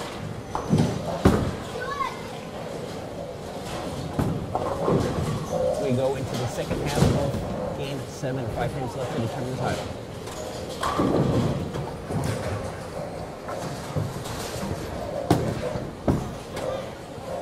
Oh, spike. Oh, wow. You heard Justin say that was tight. And yeah, it was. It was tight. I have a bunch of clothes. That's okay.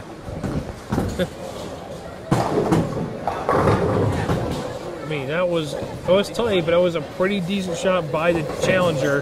Got to go back on. So Justin on the 9-pin. He covers. And right now, At the moment, Justin Sloan has a 20-pin advantage.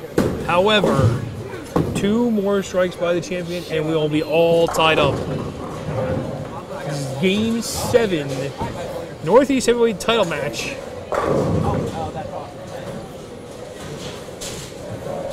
This has been pretty much a roller coaster ride here for the first 6 games. Scott looking for 4 in a row here. That's got to get up. It does. He gets the 7-pin to go out. I'm pretty sure you said it, but I will restate it. That 32-pin lead that Justin Sloan has had has now vanished. Both bullets go out the door. It is a 268-268 tie. Pretty much, yep. Like I said, right now, I mean, that 32-pin advantage right now is 10 pins, and it can go in a matter of 1 more strike here by Scott Santos. And again, going back between 9 pins and 10 pins, that 9-pin over there, you know, it's whatever. That was a good shot. That 10-pin may be cause for concern for Justin.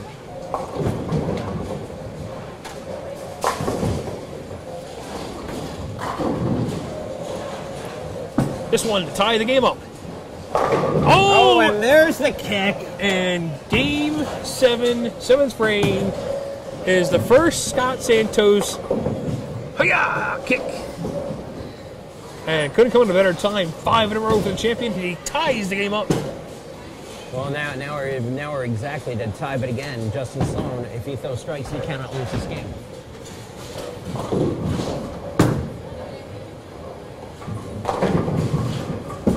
Justin Sloan, look at him respond. He does. That is a beautiful response from Sloan right there. Here we go. We're going to have a very fun last 3 frames of this game, game 7 here. If you're watching, so everybody goes out. We've got a tie and a 2-frame anywhere. roll-off.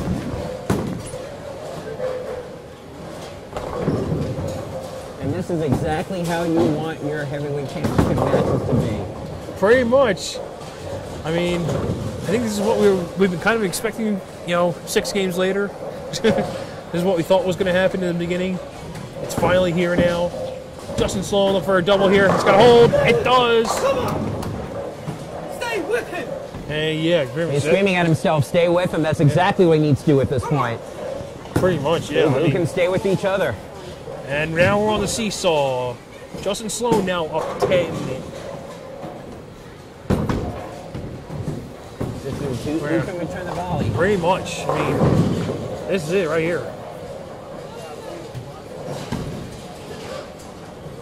By the way, slap count for Justin Sloan still at 1. I'm kind of disappointed. I'm not. You don't want to piss Scott Santos off.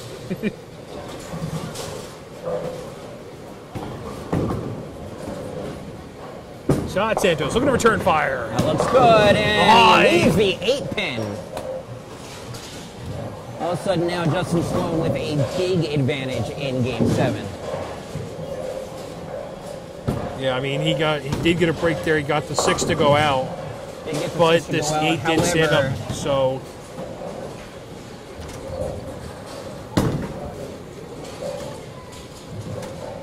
I mean, I don't know. I mean, although it's a break that he got the 6 out, but the way Justin's going right now, how much of a break can it be? As he does take care of the 8-pin. Well, Justin Sloan has had 2 9 spares in the middle of the game. He's decorated that with 2 strikes. Right now, Justin Sloan is up by 11. That 9th and 10th frame is going to be huge for Sloan. Again, Scott Santos right now cannot shut Justin Sloan out. If Justin Sloan goes out the door, we will have a new Northeast heavyweight champion.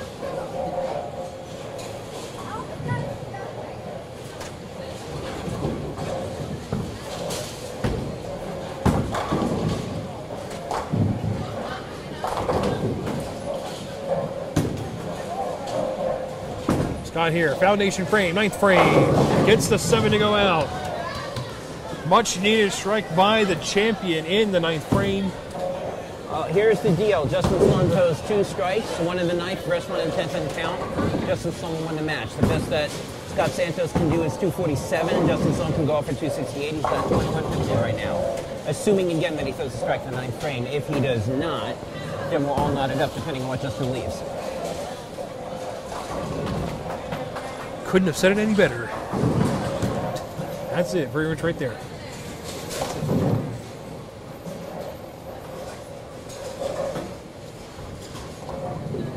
Big shot here by the challenger. Foundation frame. 10 back once again. And here we are, 10 frame.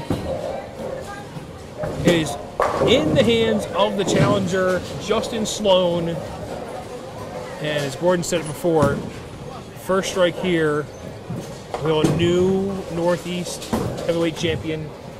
Anything less, and Scott Santos will have an opportunity to rebound in the 10th frame.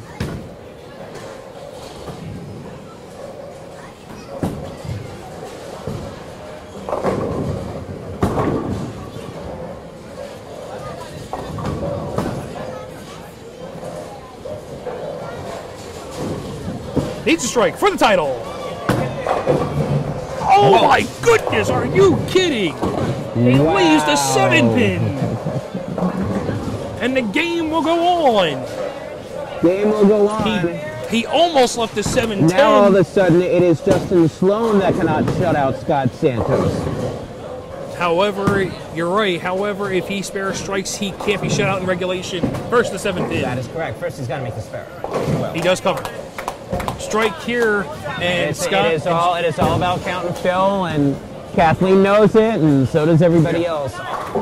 Justin Sloan throws all 10. Scott Santos has got to go out to force a tie and a 2-frame roll-off.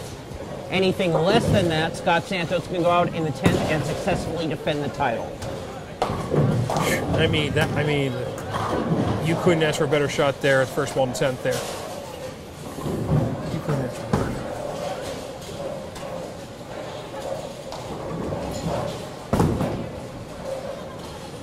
Big shot here by the challenger. He gets all 10 to go, and with the strike, he sits in the clubhouse with 247. He cannot lose in regulation. However, Scott Santos will need all 3 in the 10th to force overtime here in Game 7. Remember when we said that we may have the match in your last one? We may not. See what happens here.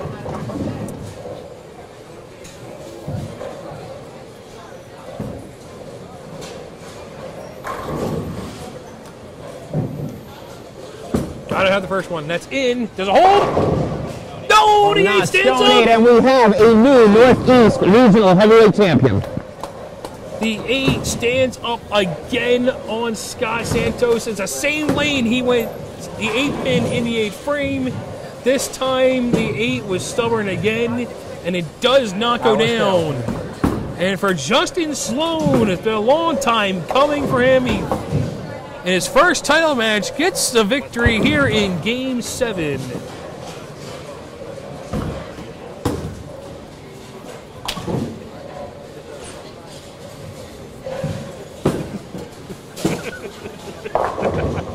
And Scott, he's like, I struck now. Ironically finish with a strike on a crosshead with a 227.